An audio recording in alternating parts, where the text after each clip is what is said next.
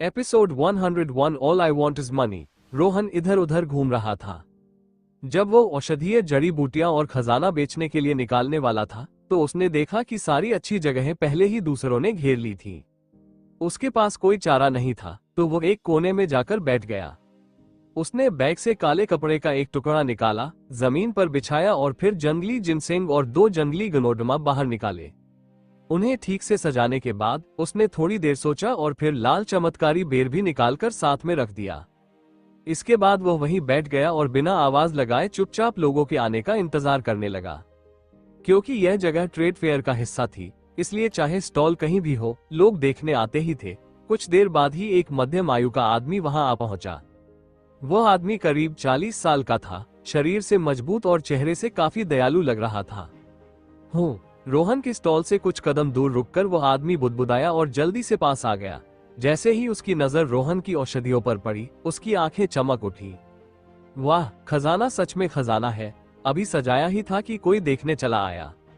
रोहन ने मन ही मन सोचा। वो आदमी स्टॉल के सामने झुककर बैठ गया और हाथ बढ़ाकर औषधियों को छूने ही वाला था कि रुकिए। रोहन ने तुरंत उसका हाथ रोक दिया और कहा, आप देख सकते हैं, लेकिन हाथ लगाने की जरूरत नहीं।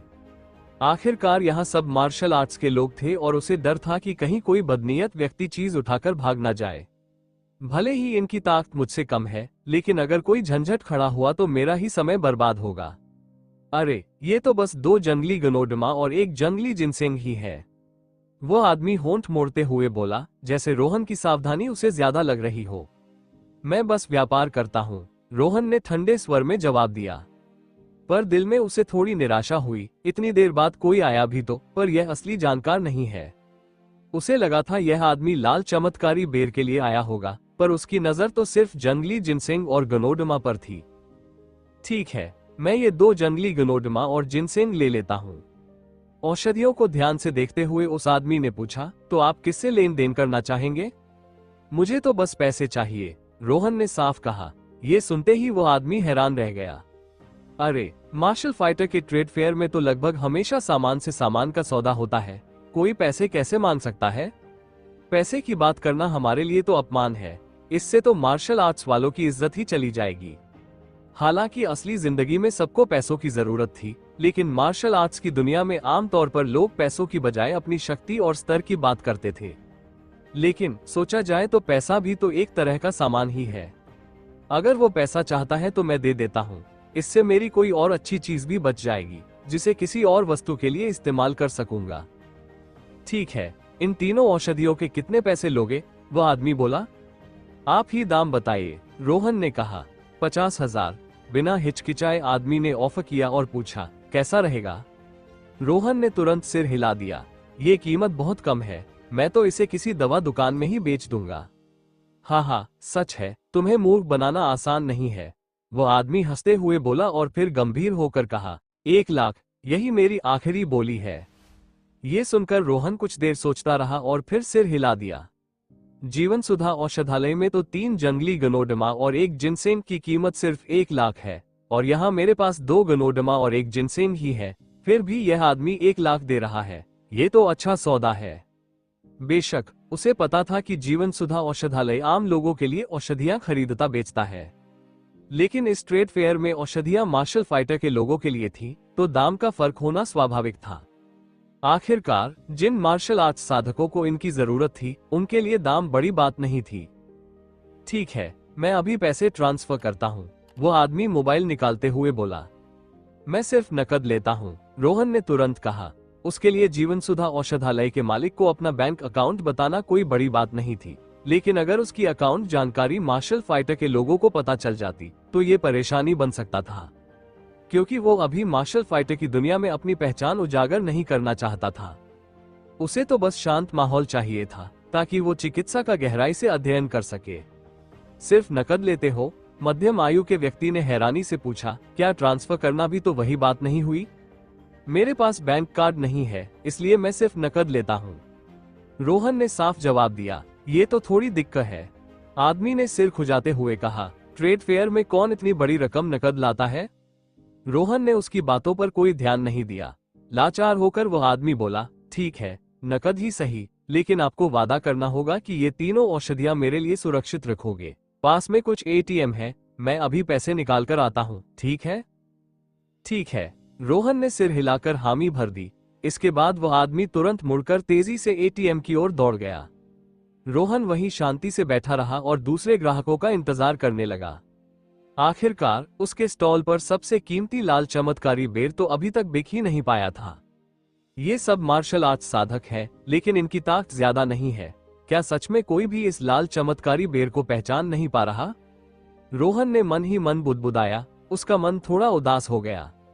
अगर किसी को इसकी पहचान ही नहीं है तो मेरा यहाँ आना बेकार ही रहा।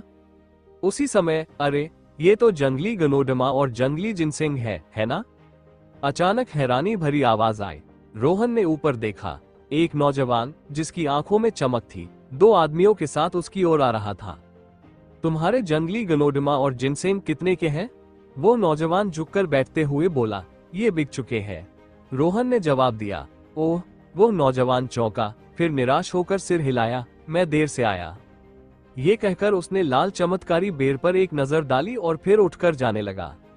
अगले 15-20 मिनटों में कई लोग रोहन के स्टॉल पर आए और जंगली गनोडमा व जिनसिंग के बारे में पूछताछ की, लेकिन किसी ने भी उस साधारण सी दिखने वाली लाल चमत्कारी बेर पर ध्यान नहीं दिया जो उन्हीं के साथ रखी हुई थी। 20 मिनट बाद तेज कदमों की आहट सुनाई दी। वही मध्यम आयु का आदमी जो पैसे निकालने गया था, हाथों में लाल नोटों की गड्डी लिए रोहन की ओर दौड़ता हुआ आया। उसने देखा कि जंगली गनोडमा और जिनसिंग अभी भी वहीं पड़े हैं। ये देखकर उसके चेहरे पर संतोष की मुस्कान आ गई। फिर उसने पैसे रोहन को थमाते हुए कहा, गिन लो, अगर सब सही है तो मैं औषधियां ले जाऊं। रोहन ने पैसे लेकर ध्यान से गिने और फिर उन्हें बैग में डालते हुए कहा, कोई समस्या नहीं। आदमी मुस्कुराया और औषधियां उठाकर अपने पास रख ली। क्या हम एक दूसरे का संपर्क साझा करें, ताकि अगली बार जब तुम्हारे पास अच्छी औषधियां हो तो तुम मुझे बुला सको? रोहन ने सिर हिलाकर मना कर दिया।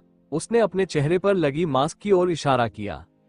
वो आदमी तुरंत समझ गया, जब मास्क पहना है तो मतलब ये है कि यह अपनी असली पहचान उजागर नहीं करना चाहता। ऐसे में यह नंबर कैसे देगा? उसने अफसोस से सांस छोड़ी और जैसे ही वो औषधियां लेकर चला गया। अब स्टॉल पर सिर्फ लाल चमत्कारी बेर बची थी जो बिल्कुल क्रिस्टल जैसी चमक रही थी। ये क्या है? जाते जाते वो मध्यम आयु का आदमी अचानक रुक गया। उसने उत्सुकता से लाल चमत्कारी बेर उठाई और पूछा, मुझे नहीं पता। इस बार रोहन ने उसे रोका नहीं। उसके हिसाब से अगर वो इस बेर को किसी को छूने ही न देता तो शायद लोग इसे पहचान ही न पाते। वैसे भी अब बस यही लाल चमत्कारी बेर बची है। अगर कोई इसे देखना चाहता है तो देखने दूंगा। अगर कोई इसे छीनने की कोशिश करे तो मैं इसी बहाने इसकी असली पहचान बता सकता हूँ और ट्रेड फेयर खत्म होने से पहले बेच सकता हूँ। बेशक रोहन ने पहले से कुछ भी उजागर नहीं किया, क्योंकि वो असली पारखी का इंतजार कर रहा था। उसे पता था, जो भी इस खजाने को पहचान लेगा वही असली ताकतवर व्यक्ति होगा और वही ऊंची कीमत भी देगा। मजबूरी न हो तो वह इतनी आसानी से लाल चमत्कारी बेर की जानकारी उजागर नहीं करने वाला था। ये तो औषधीय सामग्री जैसी भी नहीं लगती। आदमी ने बेर को गौर से देखा और तुरंत वापस रख दिया, फिर खरीदी हुई औषधियों के साथ वहां से चला गया। उसके जाने के बाद जल्द ही और लोग भी रोहन के स्टॉल पर आए, लेकिन चूंकि वहां सिर्फ एक लाल चमत्कारी बेर थी, ज्यादातर लोग बस देखकर आगे बढ़ गए। जब रोहन उदास मन से सोच रहा था कि क्या उसे इस बेर के बारे में सच बता देना चाहिए, तभी एक दुबले चेहरे वाला नौजवान स्टॉल पर आ गया। बाकी सबकी तरह उसने सीधे नजर डालकर जाने की कोशिश की, लेकिन अचानक रुक गया, फिर झुककर बैठा और लाल चमत्कारी बेर उठाकर ध्यान से देखने लगा। जैसे ही उसने गौर से देखा, उसकी आंखें अचानक चमक उठी। ये क्या है? नौजवान ने रोहन को देखा और जरा जानबूझकर पूछा। रोहन ने सिर हिलाया और कोई जवाब नहीं दिया। जब तुम्हें पता ही नहीं तो बदले में क्या लोगे? नौजवान ने जैसे ऊबे हुए अंदाज में पूछा। पैसे, रोहन बोला। कितने? नौजवान ने फिर पूछा। आप दाम बताइए, रोहन ने कहा। यह सुनकर उस दुबले चेहरे वाले नौजवान ने होंठ चबाए और सिर हिलाया। वह ऐसे दिखा रहा था मानो उसे कोई खास दिलचस्पी नहीं। धीरे धीरे बोला, ये चीज इतनी छोटी है, औषधि जैसी भी नहीं लगती। तुम्हें भी नहीं पता कि ये क्या है, और तुम्हारे स्टॉल पर यही अकेली बची है। कैसा रहेगा अगर मैं तुम्हें 50-100 रुपये दूं? इसे ले लूं और तुम स्टॉल समेट लो? ये दाम सुनकर रोहन मन ही मन हंसा और तुरंत सिर हिला दिया। वो समझ गया कि यह व्यक्ति जरूर जानता है कि लाल चमत्कारी बेर साधारण नहीं है, चाहे वो इसे खजाना पहचानता हो या नहीं, पर इतना तो जान ही गया है कि यह चीज खास है, तभी तो इतनी देर से मुझसे बात कर रहा है। लेकिन जो दाम उसने लगाया है वो तो बहुत ही कम है। लगता है ये सोच रहा है कि मैं लाल चमत्कारी बेर के बारे में नहीं जानता और इसी से मुझे धोखा देना चाहता है। तुम 5,000 रुपये में भी नहीं बेचोगे? नौजवान ने रोहन को घूरते हुए कहा। अगर अभी नहीं बेचा तो शायद ट्रेड फेयर खत्म होने तक भी नहीं बेच पाओगे। ये कहते हुए उसने हाथ लहराया और बड़े दिल वाले अंदाज में बोला, चलो 5,000 और बढ़ा देता हूँ, 10,000 में दे दो, कैसा रहेगा? रोहन ने फिर सिर हिला दिया। ये देखकर नौजवान ने भौहें चढ़ाई और नाखुश होकर बोला, तुम तो बड़े कंजूस निकले। मैं तुम्हारी मदद करना चाहता हूँ और तुम इस छोटी सी चीज को खजाना समझ रहे हो क्या? रोहन ने उसकी बातों पर कोई ध्यान नहीं दिया। ठीक है, ठीक है, ठीक है। नौजवान ने लंबी सांस खींची और बोला, मैं और रियायत दे देता हूँ, 20,000 और जोड़ता हूँ, कुल 30,000 रुपये दे रहा हूँ। अब तो मान जाओगे? रोहन ने फिर सिर हिला दिया। क्या? नौजवान ने ऊंची आवाज में कहा। इतने नासमझ क्यों हो रहे हो? हालांकि ऐसा कहते हुए भी उसके दुबले चेहरे पर और धसी हुई आंखों में हल्की सी गुस्से की झलक आ गई। तुम्हें तो पता भी नहीं कि यह क्या है। मैं इतनी ऊंची कीमत दे रहा हूँ, फिर भी तुम नहीं मान रहे। क्या तुम मेरा समय जानबूझकर बर्बाद कर रहे हो? उस नौजवान ने गुस्से से पूछा। यहाँ से निकलो, रोहन ने ठंडे स्वर में कहा। नौजवान का चेहरा उतर गया। उसने तुरंत लाल चमत्कारी बेर, जिसे अब तक 2 उंगलियों से पकड़कर देख रहा था, अपनी हथेली में कसकर पकड़ लिया और छोड़ने से साफ इनकार कर दिया। सुनो, तुम्हें अपनी औकात का जरा भी अंदाजा नहीं है या फिर अपनी ताकत का जरूरत से ज्यादा गलत आकलन कर लिया है? वो नौजवान ठंडी और डराने वाली आवाज में बोला, जैसे खजाना छीनने ही वाला हो। हाथ छोड़ो। रोहन की आंखों में ठंडी चमक कौंधी। नौजवान खड़ा भी नहीं हो पाया था कि रोहन ने अचानक हाथ बढ़ाकर उसकी कलाई पकड़ ली, जिसमें वो लाल चमत्कारी बेर दबाए हुए था। रोहन ने बिना हिचकिचाए अपनी ताकत लगा दी। क्रैक! तुरंत एक तेज खड़खड़ाहट की आवाज आई। हालांकि आवाज आई, लेकिन रोहन ने उसे चोट नहीं पहुंचाई। आह! नौजवान का चेहरा एकदम बिगड़ गया और उसकी हथेली से असहनीय दर्द फैल गया। उसने पूरी कोशिश की कि दर्द सहते हुए हाथ छुड़ा ले, मगर रोहन की जबरदस्त ताकत के आगे वो बिल्कुल बेबस हो गया। चाहे जितनी भी ताकत लगाए, वो कुछ कर ही नहीं पाया। छोड़ो, छोड़ दो। दर्द से कराहते हुए नौजवान ने जल्दी से अपनी हथेली खोल दी और लाल चमत्कारी बेर सामने आ गया। हुफ! रोहन ने ठंडी सांस भरी, लाल चमत्कारी बेर उठाया और सख्त लहजे में बोला, अब निकलो यहाँ से। ये सुनते ही नौजवान ने रोहन को काले गुस्से से घूरा, फिर अनिच्छा से उठकर जाने लगा। लेकिन जैसे ही उसने एक कदम आगे बढ़ाया, वो अचानक पलटा और बाएं हाथ से रोहन पर जोरदार मुक्का जड़ने की कोशिश की। मुझ पर वार करेगा? रोहन का चेहरा तुरंत सख्त हो गया। नौजवान का मुक्का गिरने से पहले ही रोहन झटपट खड़ा हुआ और अपना दाहिना पैर चला दिया। वो बहुत तेज था। नौजवान समझ भी नहीं पाया कि कब रोहन ने उसके सीने पर जोरदार लात जमा दी। उसका मुक्का अब भी रोहन से काफी दूर था, तभी उसे पीछे धकेल दिया गया। ये देख नौजवान दंग रह गया, क्योंकि वो रोहन की चाल को देख ही नहीं पाया। वो बहुत तेज था। नौजवान असल में मार्शल आर्ट्स का अभ्यास करता था और उसकी मुट्ठी आम इंसान से कई गुना तेज चलती थी, मगर फिर भी रोहन ने उससे पहले उठकर उसे पीछे धकेल दिया। सोचा जा सकता था कि रोहन की रफ्तार कितनी हैरान करने वाली थी। और सबसे बड़ी बात, रोहन की ताकत भी अविश्वसनीय थी। जैसे ही रोहन की लात उसके सीने पर पड़ी, नौजवान सीधा हवा में उठा और उल्टा उड़कर पीछे की ओर जा गिरा। धड़ाम! भारी आवाज गूंजी। वो नौजवान पीछे की दीवार से जोर से टकराया। इससे पूरा पत्थर का ढांचा हिल उठा। आवाज दूर दूर तक गूंज गई। सुनते ही मार्शल फाइटर के तमाम लोग तुरंत मुड़े और देखने लगे। ज्यादातर लोग सीधे भागते हुए ऊपर आ गए कि आखिर हुआ क्या? क्या हुआ? क्या हुआ? क्यों लड़ रहे हो? ये क्या कर रहे हो? ये ट्रेड फेयर है, कोई रणभूमि नहीं। तुम दोनों को नियम नहीं पता क्या? यहाँ लड़ाई कैसे कर सकते हो? लोगों ने तुरंत रोहन और उस नौजवान को घेर लिया और दोनों को डांटना शुरू कर दिया। उसी वक्त वो नौजवान जो दीवार से टकराकर जमीन पर गिरा था, दर्द से चिल्लाया और फिर बुरी हालत में उठने की कोशिश करने लगा। उसने कांपता हुआ हाथ आगे बढ़ाकर रोहन की ओर इशारा किया और मासूमियत भरे चेहरे के साथ ऊंची आवाज में बोला, सभी लोग कृपया इंसाफ कीजिए। इस शख्स ने मुझसे सामान बेचने का वादा किया था, लेकिन जब मैंने पैसे निकाले तो इसने अचानक मुकरकर सौदा करने से मना कर दिया। ऊपर से मुझ पर जबरदस्त हमला भी कर दिया। सभी लोग कृपया मेरे लिए इंसाफ कीजिए। ये सुनते ही सभी की नजरें रोहन की ओर मुड़ गईं और आंखों में साफ नाराजगी झलक रही थी। हालांकि वहां मौजूद सभी लोग मार्शल आर्ट्स साधक थे और स्वभाव से तेज तर्रार थे, लेकिन हर एक में न्याय की भावना गहरी थी और वे हमेशा कमजोर का साथ देने के लिए तैयार रहते थे। तुम ऐसा कैसे कर सकते हो? जिस सौदे का वादा कर लिया उससे कैसे मुकर सकते हो? बिल्कुल सही, हम कुंग-फू साधकों को अपने शब्दों पर टिकना चाहिए। तुम्हारा किया तो मार्शल आर्ट्स की आत्मा के ही खिलाफ है। अगर बेचने से मुकर भी गए थे तो ठीक था, लेकिन उसे चोट क्यों पहुंचाए? क्या तुम अपने आप को कानून से ऊपर समझते हो? कुंग-फू साधक होकर ऐसा करते हो? ये तो सरासर बेवकूफी है। तुम अपने मार्शल आर्ट्स साधक होने की पहचान का अपमान कर रहे हो। जिसे नियम की समझ ना हो वो मार्शल आर्ट्स साधक कैसे हो सकता है? घर जाओ और सुअर पालो। लोगों ने रोहन को बेरहमी से फटकारना शुरू कर दिया। चारों ओर उसकी आलोचना की आवाज गूंज रही थी, लेकिन रोहन ने इन बातों पर जरा भी ध्यान नहीं दिया। इसके बजाय वो सीधे उस नौजवान के पास पहुंच गया जो गुनहगार था, मगर सबसे पहले झूठी शिकायत कर चुका था। रोहन को अपनी ओर आते देख नौजवान का चेहरा तमतमा गया। उसे चिंता होने लगी कि कहीं रोहन फिर हमला न कर दे और उसे मार न डाले। मगर फिर उसने सोचा, इतने सारे मार्शल फाइटर के लोग यहाँ हैं, ये मुझे मारने की हिम्मत नहीं करेगा। शायद ये सबके दबाव में आकर मुझसे माफी मांगने आया है। नौजवान की आंखों में उम्मीद की चमक उभर आई। अब की हालत देखकर तो यही लगता है, अगर इसने माफी नहीं मांगी तो मामला खत्म नहीं होगा, और अगर इसने मुझ पर फिर वार किया तो इतने सारे मार्शल फाइटर के लोग इसे बिल्कुल नहीं छोड़ेंगे।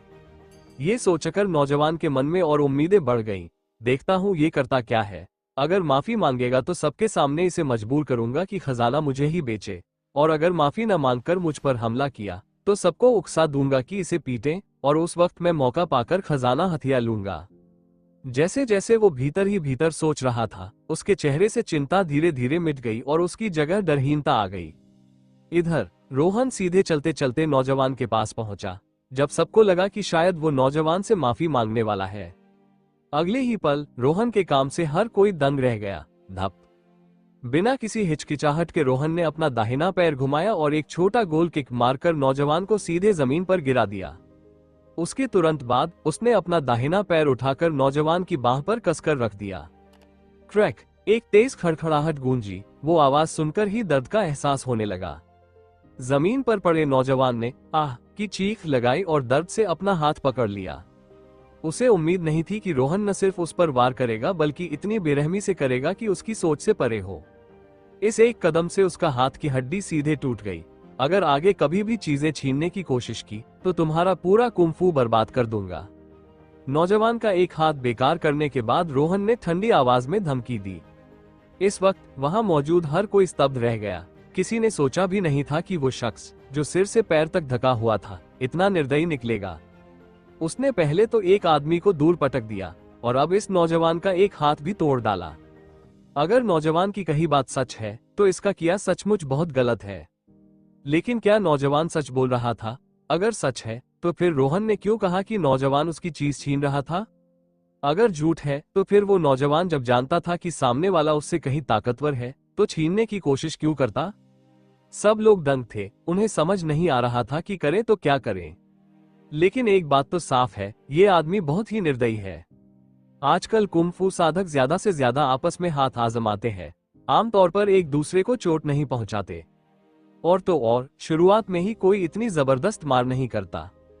सबसे अहम बात यह है कि क्या इसे पता नहीं कि किसी को चोट पहुंचाना कानून तोड़ना है? और मैदान में रोहन, जिसने उस नौजवान का हाथ निष्क्रिय कर दिया था, सबकी हैरान निगाहों के बीच धीरे धीरे उसके पास बैठ गया। ये देखकर वहां मौजूद लोग घबरा गए। जमीन पर दर्द से कराहता नौजवान डर के मारे पैरों से पीछे सरकने लगा, जैसे भागना चाहता हो। हुफ! रोहन ने ठंडी सांस छोड़ी। उसने तुरंत नौजवान की कुचली हुई बाह पकड़ ली और दोनों हाथों से उसे थाम लिया। क्रैक! ऊपर से नीचे तक रोहन ने तेजी से दबाया। पल भर में ही नौजवान की टूटी हड्डी ठीक हो गई। हिलो मत, मैंने तुम्हारा हड्डी जोड़ दिया है। अगर दोबारा हिले और लंगड़ा हो गए तो मैं फिर कभी नहीं जोड़ूंगा, रोहन ने सख्ती से कहा। नौजवान डर से तुरंत बिल्कुल स्थिर हो गया। सब कुछ खत्म करने के बाद रोहन खड़ा हुआ। उसने पलटकर उन लोगों की ओर नजर डाली जो नाराज तो थे लेकिन कुछ कर नहीं पा रहे थे, और बोला, मैंने यहाँ कोने में स्टॉल लगाया था, पहले इसी ने मेरी चीज छीनने की कोशिश की, तभी मैंने उस पर हमला किया, समझे। ये सुनकर लोग और ज्यादा उलझ गए। आखिर मामला है क्या? इसी वक्त टप टप हल्के कदमों की आवाज आई।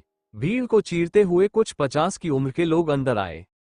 उन्हें देखकर आसपास के मार्शल आर्ट्स साधक तुरंत पीछे हट गए और उनके लिए रास्ता बना दिया। ध्यान से देखने पर पता चला, उनमें सबसे आगे खड़ा व्यक्ति सफेद रेशमी तांग सूट पहने हुए था। उसके चेहरे पर दयालुता थी और उसके व्यक्तित्व से एक अलग ही आभा झलक रही थी। रोहन ने अपनी संवेदना से महसूस किया कि ये आदमी दरअसल मार्शल सुपीरियर स्तर का प्रथम श्रेणी का साधक है। उसे देखते ही वो नौजवान जो अभी अभी जमीन पर पड़ा था, तुरंत उठकर डर से भागा और उसके पीछे जा खड़ा हुआ। एल्डर शाह, कृपया मेरे लिए न्याय कीजिए, उसने रोहन की ओर इशारा करते हुए ऊंची आवाज में कहा। यह आदमी मुझे ऐसी चीज बेचने वाला था जिसे ये खुद भी नहीं जानता। जब मैंने पूछा कि किस चीज के बदले लेगा तो इसने कहा बस पैसे चाहिए। मैंने इसे 30,000 रुपये का दाम दिया, लेकिन इसने मुझ पर हमला कर दिया और मेरा हाथ तोड़ दिया। ऐसा इंसान मार्शल आर्ट साधक कहलाने के काबिल नहीं है। एल्डर शाह, आप मेरे लिए न्याय जरूर कीजिए। वो 50 साल का आदमी, जिसे सब एल्डर शाह कह रहे थे, ने पीछे खड़े नौजवान पर एक नजर डाली और फिर नजरें रोहन पर टिकाई। क्या ये वही चीज है जो उसके हाथ में है? एल्डर शाह ने रोहन के हाथ में पकड़े लाल चमत्कारी बेर की ओर देखते हुए पूछा। हाँ, नौजवान ने सिर हिलाया। क्या मैं इसे देख सकता हूँ? एल्डर शाह ने रोहन की ओर देखते हुए कहा। हाँ।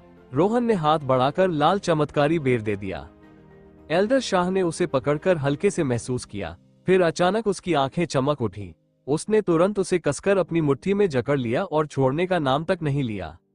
वो किसी भी हाल में इसे छोड़ने वाला नहीं था। ये मार्शल फाइटर मित्र, मैंने सुना है कि तुम सिर्फ पैसे स्वीकार करते हो? एल्डर शाह ने उत्तेजित और कांपती आवाज में पूछा। हाँ। रोहन ने सिर हिलाया। इसका कितना दाम चाहते हो? एल्डर शाह ने जल्दी से पूछा। आप ही बोली लगाए, रोहन ने एल्डर शाह को देखते हुए कहा।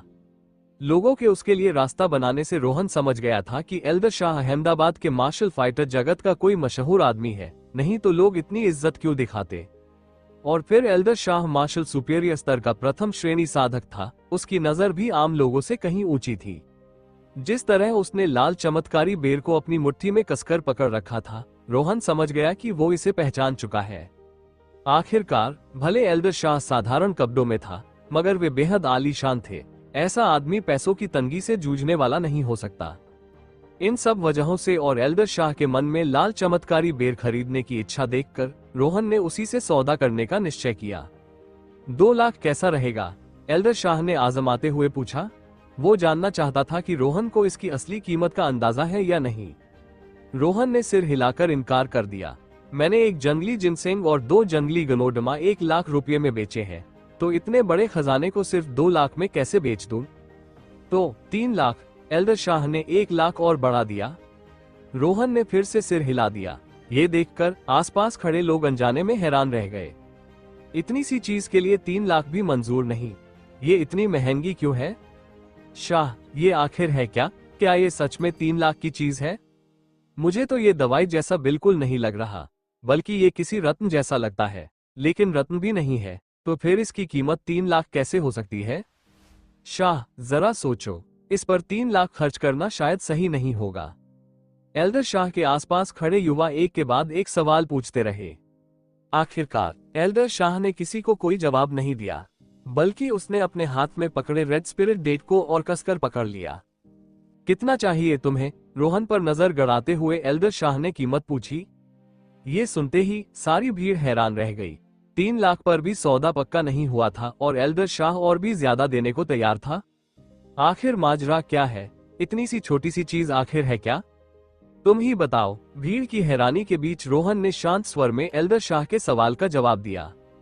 5 लाख। एल्डर शाह ने सवालिया लहजे में कहा, अपनी नजरें रोहन पर टिकाए हुए। उसके शब्दों से साफ था कि ये चीज 5 लाख से भी ज्यादा की कीमत रखती है। भीड़ की जिज्ञासा और बढ़ गई। सभी की नजरें एल्डर शाह के हाथ में पकड़े रेड स्पिरिट डेट पर टिक गईं।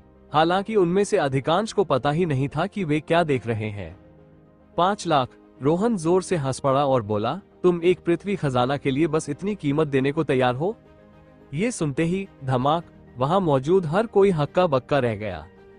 पृथ्वी खजाना। सभी मार्शल आर्टिस्ट्स ने एकदम चौंक कर अपनी आंखें बड़ी कर ली। वे सब मार्शल आर्टिस्ट थे। उन्होंने स्वर्गिक सामग्री और पृथ्वी खजानों के किस्से तो सुने थे, लेकिन कभी असली में देखा नहीं था। क्या सच में एक पौराणिक पृथ्वी खजाना उनके सामने मौजूद था?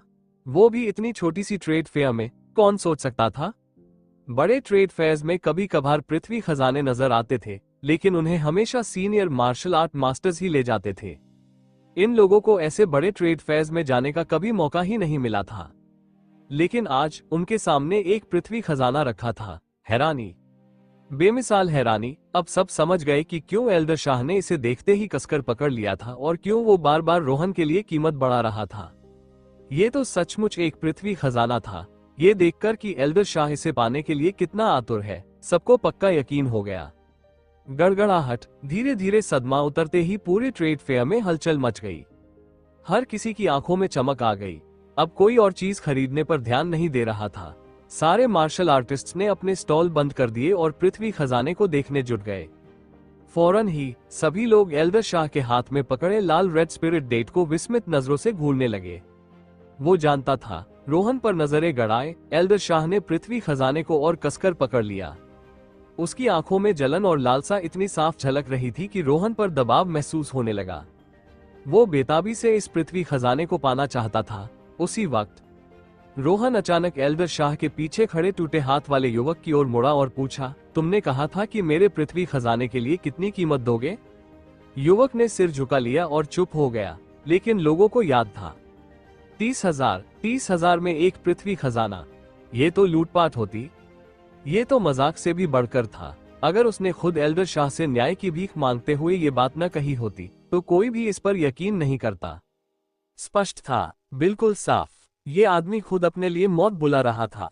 पहले उसने रोहन को 30,000 देकर पृथ्वी खजाना खरीदना चाहा। जब सौदा नहीं हुआ तो उसने जबरदस्ती छीनने की कोशिश की। लड़ाई में नाकाम रहा तो उसने रोहन पर कीचड़ उछालने की कोशिश की। क्या ये मौत को दावत नहीं थी? जिन्होंने उस पर पहले तरस खाया था, अब उन्हें शर्मिंदगी महसूस हुई। उसके करीबियों ने उस पर गुस्से से नजरें डाली और उसे भीड़ से धक्का देकर बाहर कर दिया। पृथ्वी खजाना? ये सचमुच पृथ्वी खजाना है? मैंने तो कभी सोचा भी नहीं था कि अपनी जिंदगी में पौराणिक पृथ्वी खजाना देख पाऊंगा। यहाँ देखना तो और भी हैरानी है। पृथ्वी खजाने बेहद दुर्लभ और अनमोल होते हैं। हम में से ज्यादातर लोगों को ये अपने जीवन काल में देखने का मौका ही नहीं मिलता। मैंने सुना है कि पृथ्वी खजाने मार्शल आर्टिस्ट्स की शक्ति बढ़ा सकते हैं, लेकिन मुझे नहीं पता ये सच है या नहीं। बिल्कुल सच है। पृथ्वी खजाने ऐसे चमत्कारी रत्न हैं जिनमें आंतरिक ची होती है। एक भी पृथ्वी खजाना ले लो तो ताकत निश्चित रूप से बढ़ जाएगी। लेकिन पृथ्वी खजाने इतने दुर्लभ होते हैं कि हमेशा गुप्त स्थानों पर छुपे रहते हैं। चाहे तुम कितनी भी मेहनत क्यों न करो, किस्मत के बिना इन्हें पाना नामुमकिन है। ये तो अद्भुत चीज है। अद्भुत से भी बढ़कर मार्शल आर्टिस्ट्स के लिए पृथ्वी खजाने तो दैवीय वरदान है। आसपास खड़े मार्शल आर्टिस्ट्स एक एक करके हैरानी से दंग रह गए। शाह, अचानक एक मध्यम आयु का आदमी हंसते हुए एल्डर शाह से बोला, ये पृथ्वी खजाना अभी तुम्हें बेचा नहीं गया है। क्या तुम्हें नहीं लगता कि इसे यूं कसकर हाथ में पकड़े रखना ठीक नहीं है?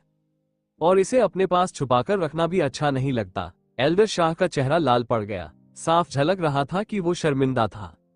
सच कहें तो उसे पता था कि ये लाल रेड स्पिरिट डेट एक पृथ्वी खजाना है, लेकिन उसने किसी को बताया नहीं और चुपचाप उसे अपने हाथ में पकड़कर दूसरों को बिना बताए खरीदना चाहा।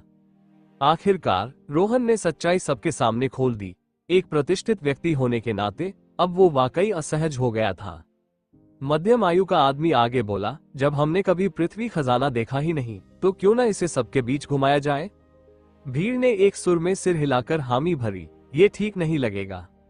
एल्डर शाह ने झिझकते हुए जवाब दिया, अगर इसे घुमाते समय किसी ने चुपचाप लेकर भाग लिया तो, या किसी ने इसे खा ही लिया तो, तब तो बड़ी मुसीबत हो जाएगी।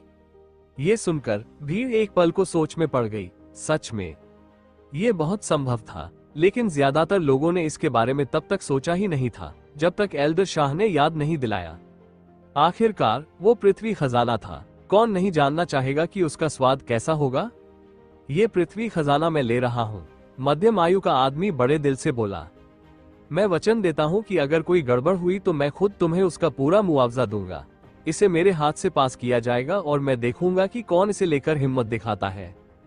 एल्डर शाह ने बेबसी में आह भरी रोहन की ओर देखा और उसकी राय जाननी चाहिए। तुम बहुत अमीर हो? रोहन ने उस मध्यम आयु के आदमी से पूछा। बहुत, उसने तुरंत जवाब दिया। एल्डर शाह ने सहमति में सिर हिला दिया। रोहन ने भी सिर हिलाकर हामी भर दी। उसे किसी के चोरी करने का डर नहीं था। उसकी ताकत के सामने वहां कोई भी उससे ये छीनने में सक्षम नहीं था। अगर किसी ने खा भी लिया तो वो उसे मार नहीं सकता था। लेकिन असली समस्या ये होती अगर कोई लालची आदमी खा जाता और फिर मरने को तैयार हो जाता लेकिन मुआवजा न देता। वो सचमुच मुसीबत होती। एल्डर शाह और उस युवक को दिखाकर तो वो पहले ही अपवाद बना चुका था, लेकिन अब जब कोई खुद जिम्मेदारी लेने को तैयार था तो उसे परवाह नहीं थी। ये देखकर एल्डर शाह को मजबूरन कहना पड़ा, अगर तुमने वचन दिया है तो ठीक है। भीड़ की आंखें चमक उठी और सब एल्डर शाह के हाथ में पकड़े लाल रेड स्पिरिट डेट को घूरने लगे।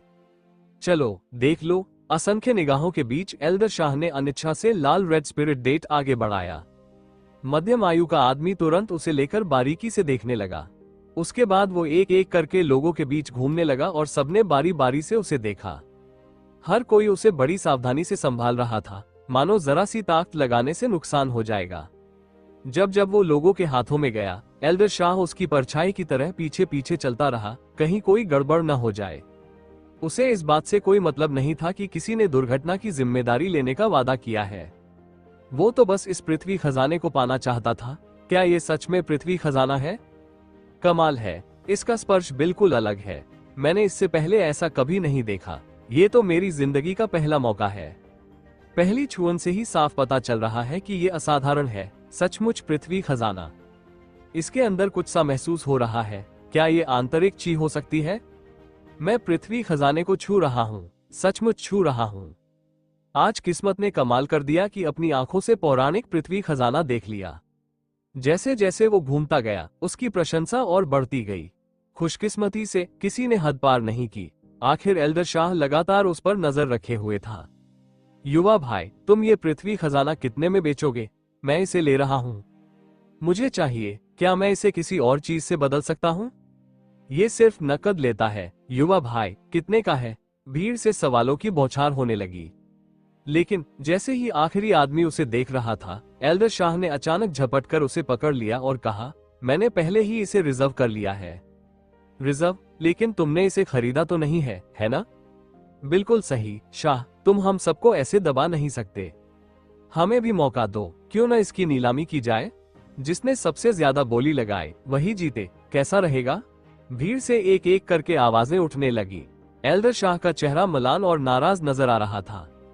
आखिरकार सबसे पहले तो उसी ने इसे पहचाना था। दोस्तों, क्या हमें इसे उसी क्रम में नहीं लेना चाहिए जिस क्रम में हम आए थे? एल्डर शाह ने दोनों हाथ जोड़कर सबके सामने कहा। भीड़ ने भी एक स्वर में वही इशारा किया और जोर से बोली, सबसे ऊंची बोली लगाने वाला जीतेगा। एल्डर शाह गुमसुम हो गया और रोहन की राय लेने को उसकी ओर मुड़ा। बाकी सबकी नजरें भी रोहन पर टिक गईं, उसके फैसले का इंतजार करते हुए। तुम्हारी मर्जी, मैं तो बस ज्यादा से ज्यादा पैसे लूंगा। रोहन ने शांत स्वर में चारों ओर देखते हुए कहा। बेहतरीन। मध्यम आयु का आदमी तुरंत बोला, तो फिर नीलामी होगी और जो सबसे ऊंची बोली लगाएगा वही इसे ले जाएगा। ये कहते ही उसने एल्डर शाह की तरफ मुड़कर कहा, शाह, जरा जल्दी से पृथ्वी खजाना वापस दो और बोली लगाने की तैयारी करो। एल्डर शाह के पास कोई चारा नहीं बचा और उसने रेड स्पिरिट डेट वापस रोहन को सौंप दिया। रोहन ने उसे लिया और अपने हाथ में पकड़ लिया। ये देखकर मध्यम आयु का आदमी बड़ी मुश्किल से अपनी नजरें पृथ्वी खजाने से हटाते हुए बोला, भाइयों, एल्डर शाह की पिछली बोली 5 लाख को आधार मानते हैं। जो बोली लगाना चाहता है हाथ उठाकर अपनी कीमत बताए। शुरू करो। उस आदमी ने जोर से पुकारा। भीड़ से घिरे एल्डर शाह का मन और भी भारी हो गया। बाकी सभी इतने उत्साहित थे मानो उनमें कोई बिजली दौड़ गई हो। 5,50,000। नीलामी शुरू होते ही एक युवक ने हाथ उठाकर आवाज लगाई। 5,60,000। दूसरे आदमी ने हाथ उठाया। 6 लाख। एल्डर शाह ने जोर से पुकारा। 6,50,000। मध्यम आयु के आदमी ने, जो एल्डर शाह का सीधा प्रतिद्वंद्वी बन चुका था, बोली लगाए। पलक झपकते ही रेड स्पिरिट डेट की कीमत 5 लाख से बढ़कर 6,30,000 तक पहुंच गई। भीड़ में से ज्यादातर लोग इतनी रकम चुका नहीं सकते थे, लेकिन कुछ अमीर लोग अब भी लालच भरी नजरें गड़ाए हुए थे। रोहन ने आखिरकार चैन की सांस ली। उसने कुछ ही देर में 3 लाख इकट्ठे कर लिए थे। लेकिन जितने ज्यादा पैसे उतना बेहतर, अब से उसे पैसों की चिंता करने की जरूरत नहीं रही। 7 लाख। एल्दर शाह ने सांस रोककर ऊंची आवाज में बोली लगाए। स्पष्ट था कि वो किसी भी कीमत पर रेड स्पिरिट डेट पाना चाहता था। ये सुनकर बहुतों के चेहरे पर मजबूरी भरी मुस्कान आ गई। 7 लाख कोई छोटी रकम नहीं थी।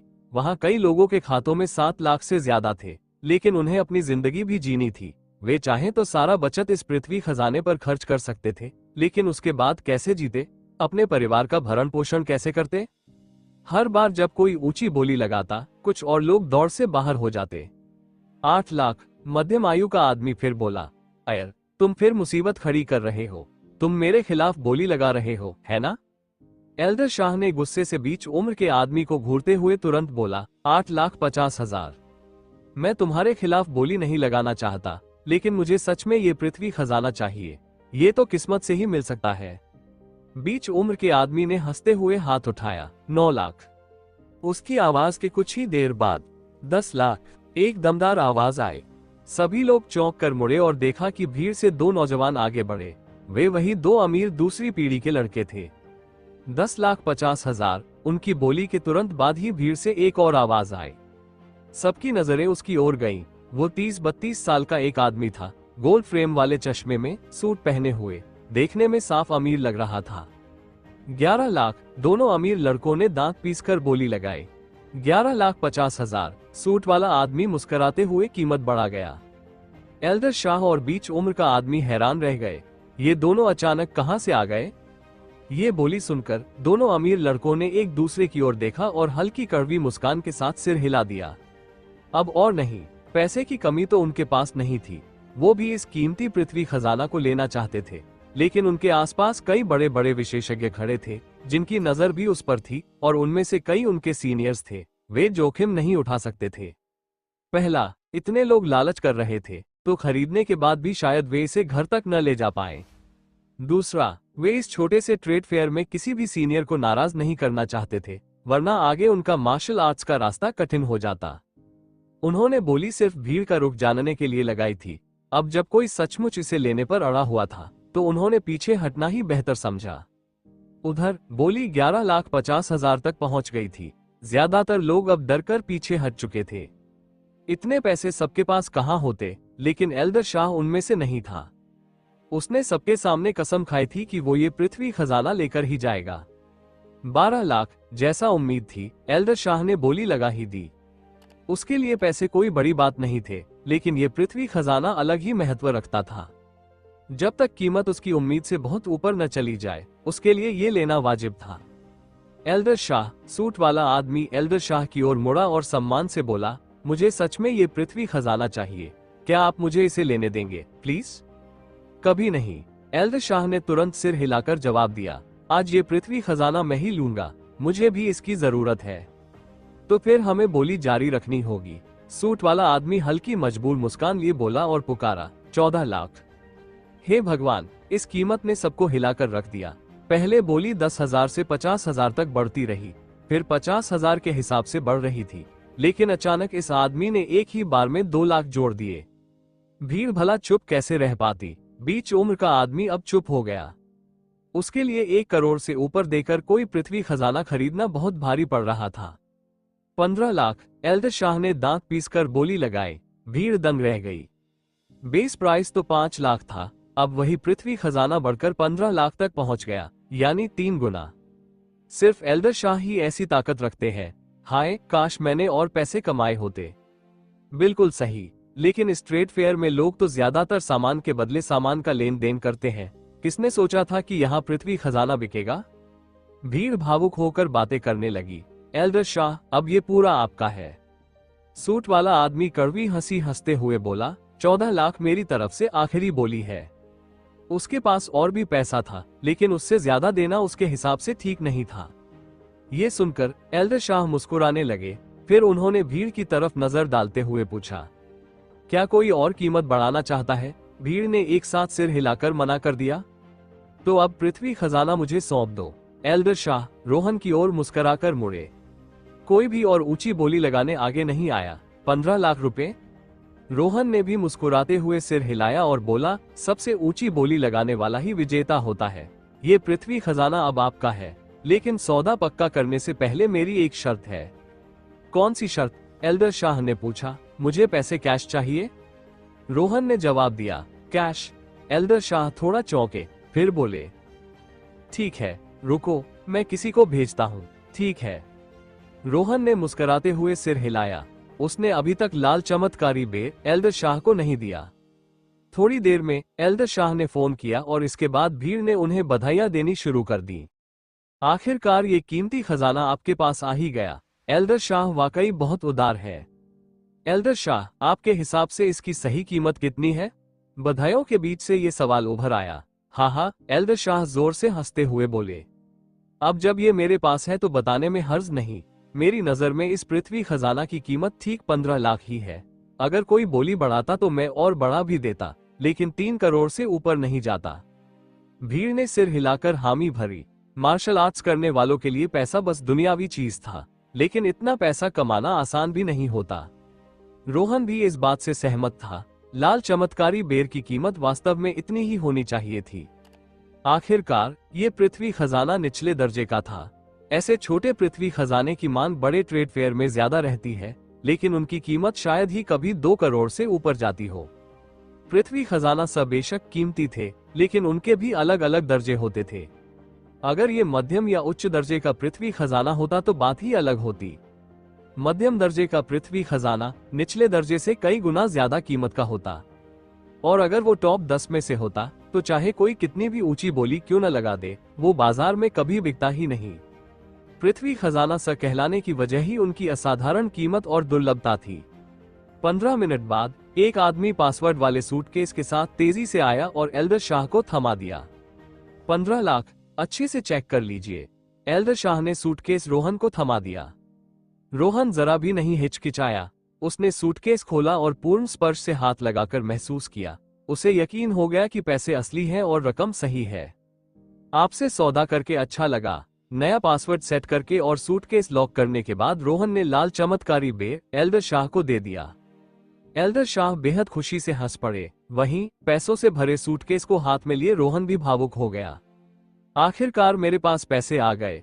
अब पैसे की चिंता करने और पैसों के लिए भटकने के दिन खत्म हो गए। धैर्य रखने वाले के पास सब कुछ आता है। उसी पल, भाई, क्या हम थोड़ी बात कर सकते हैं? एक आदमी अचानक रोहन के पास आकर धीमी आवाज में बोला, ये पृथ्वी खजाना तुम्हें कहां से मिला? उसकी आवाज बहुत धीमी थी, लेकिन सबका ध्यान उसकी ओर चला गया। हाँ, कहां मिला तुम्हें? ये पृथ्वी खजाना इतना छोटा है, तुमने इसे नोटिस कैसे किया? क्या इस पृथ्वी खजाना की कोई खास उत्पत्ति है? हमें भी बताओ, हमें भी मौका दो। बिल्कुल सही, बताओ ना, कहां मिला? और तुमने इसे आखिर ढूंढा कैसे? भीड़ पास खिसक आई और उस पर सवालों की बौछार करने लगी। इतने सारे सवालों के सामने रोहन ने ठंडे स्वर में कहा, कोई टिप्पणी नहीं। रोहन ने इतना कहा और पैसों वाला सूटकेस उठाकर गुफा से बाहर निकल गए और कूदकर नीचे आ गए। No comment. भीड़ इतनी आसानी से हार मानने वाली नहीं थी। जैसे ही वो बाहर निकले, ट्रेड फेयर के लोग उनका पीछा करते हुए बाहर आ गए। कुछ ही देर में एक बड़ा सा झुंड रोहन के पीछे पीछे पूरी ताकत लगाकर इस सुनसान पार्क से बाहर दौड़ रहा था। रोहन को लाचारी महसूस हुई। ये सब लोग लगातार उनका पीछा किए जा रहे थे। वो जब अपनी असली शक्ति दिखाकर उड़ने ही वाले थे, गर गर अचानक तेज इंजन की आवाज गूंज उठी। उन्होंने देखा, सड़क पर तेजी से एक कार उनकी ओर आ रही थी। कार की हेडलाइट इतनी तेज थी कि सबकी आंखें चौंधिया गईं।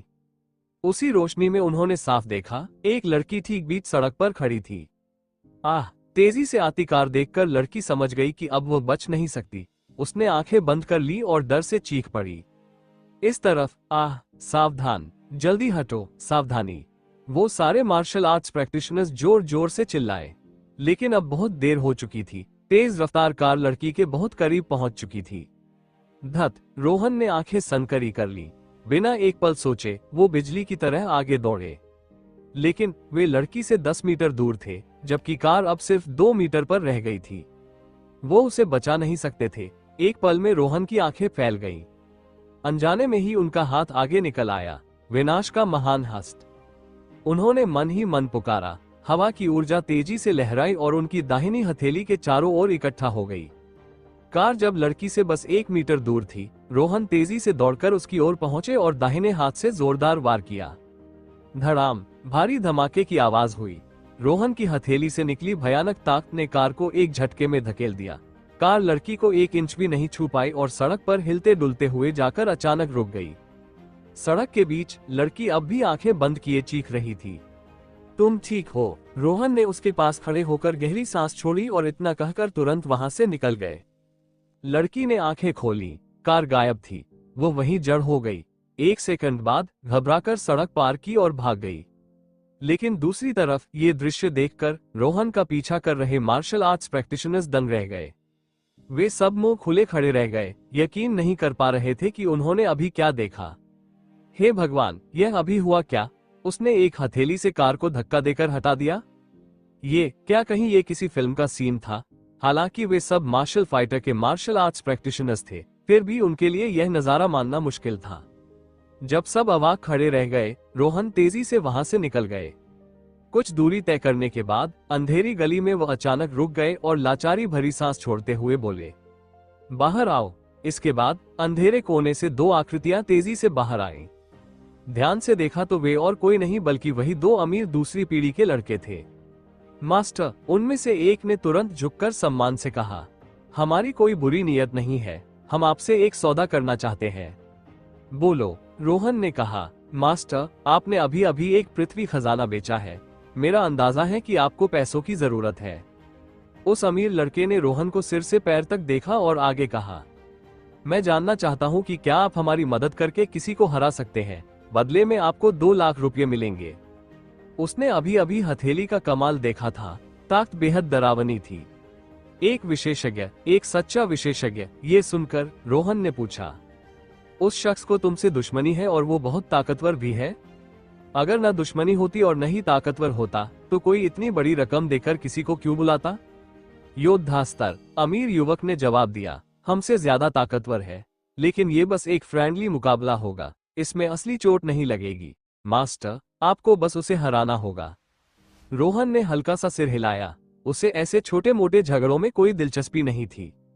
और सबसे जरूरी बात, उसके पास अब पैसों की कोई कमी नहीं थी। चूंकि सामने वाला इंसान बहुत बड़ा अपराधी नहीं था, इसलिए उसके पास इसमें शामिल होने का कोई कारण नहीं था। आखिरकार उसका इरादा अभी मार्शल आर्ट्स की दुनिया के मामलों में पड़ने का नहीं था। उसने कोई जवाब नहीं दिया। सिर हिलाकर वो मुड़ा और वहां से निकल गया। मास्टर, ये देखकर अमीर युवक घबरा गया, लेकिन रास्ता रोकने की हिम्मत नहीं हुई। उसने जल्दी से चिल्लाया, मेरा नंबर है 138 4x4x। मास्टर, अगर आपको कभी पैसों की जरूरत पड़े तो मुझे कॉल करना। रोहन उसकी आवाज खत्म होने से पहले ही गायब हो चुका था, लेकिन उसने वो नंबर याद रख लिया, शायद किसी दिन काम आ जाए। अंधेरे में रोहन सुनसान सड़कों पर तेजी से दौड़ रहा था। वो चलते चलते सोच रहा था। फिर उसने मोबाइल निकाला और एक एड्रेस सर्च किया। दिशा कंफर्म करके वो तेजी से आगे बढ़ गया। कुछ देर बाद वो एक अनाथालय के बाहर पहुंचा। यही वो एड्रेस था जिसे उसने ढूंढा था। वो चुपके से अनाथालय में घुसा और सीधा प्रिंसिपल के ऑफिस में पहुंचा। उसने सूटकेस खोला और 5,50,000 रुपये निकालकर टेबल पर रख दिए। फिर मेज पर रखे कागज और पेन उठाकर एक नोट लिख दिया। इन 5,50,000 रुपये में से 50,000 रुपये गांव से लाए गए थे। अब उसने उसका डबल दान कर दिया। ये ठीक ही था। बाकी 4,50,000 रुपये रोहन ने अपनी तरफ से दिए थे। पैसे और नोट छोड़कर रोहन वहां से निकल गया। वो उम्मीद करता था कि इन अनाथ बच्चों की जिंदगी अब थोड़ी बेहतर हो पाएगी। इसी बीच धरती के खजाने की खबर तूफान की तरह फैल गई। कोई शक नहीं, ये खबर फैलते ही पूरे अहमदाबाद के मार्शल आर्ट्स जगत में सनसनी मच गई। ट्रेड फेयर में धरती का खजाना सामने आया। ये तो बस एक छोटा सा ट्रेड फेयर था, वहां धरती का खजाना कैसे आ सकता है? क्या मैंने गलत सुना? कोई धरती का खजाना पैसे लेकर बेच रहा था? ये तो बहुत अजीब है। नहीं हो सकता। इतना छोटा फेयर था कि मैं तो गया ही नहीं। जब मैं नहीं गया तो धरती का खजाना कैसे आ गया? कमाल है। अब तो बहुत पछतावा हो रहा है। हे भगवान, मैं क्यों नहीं गया?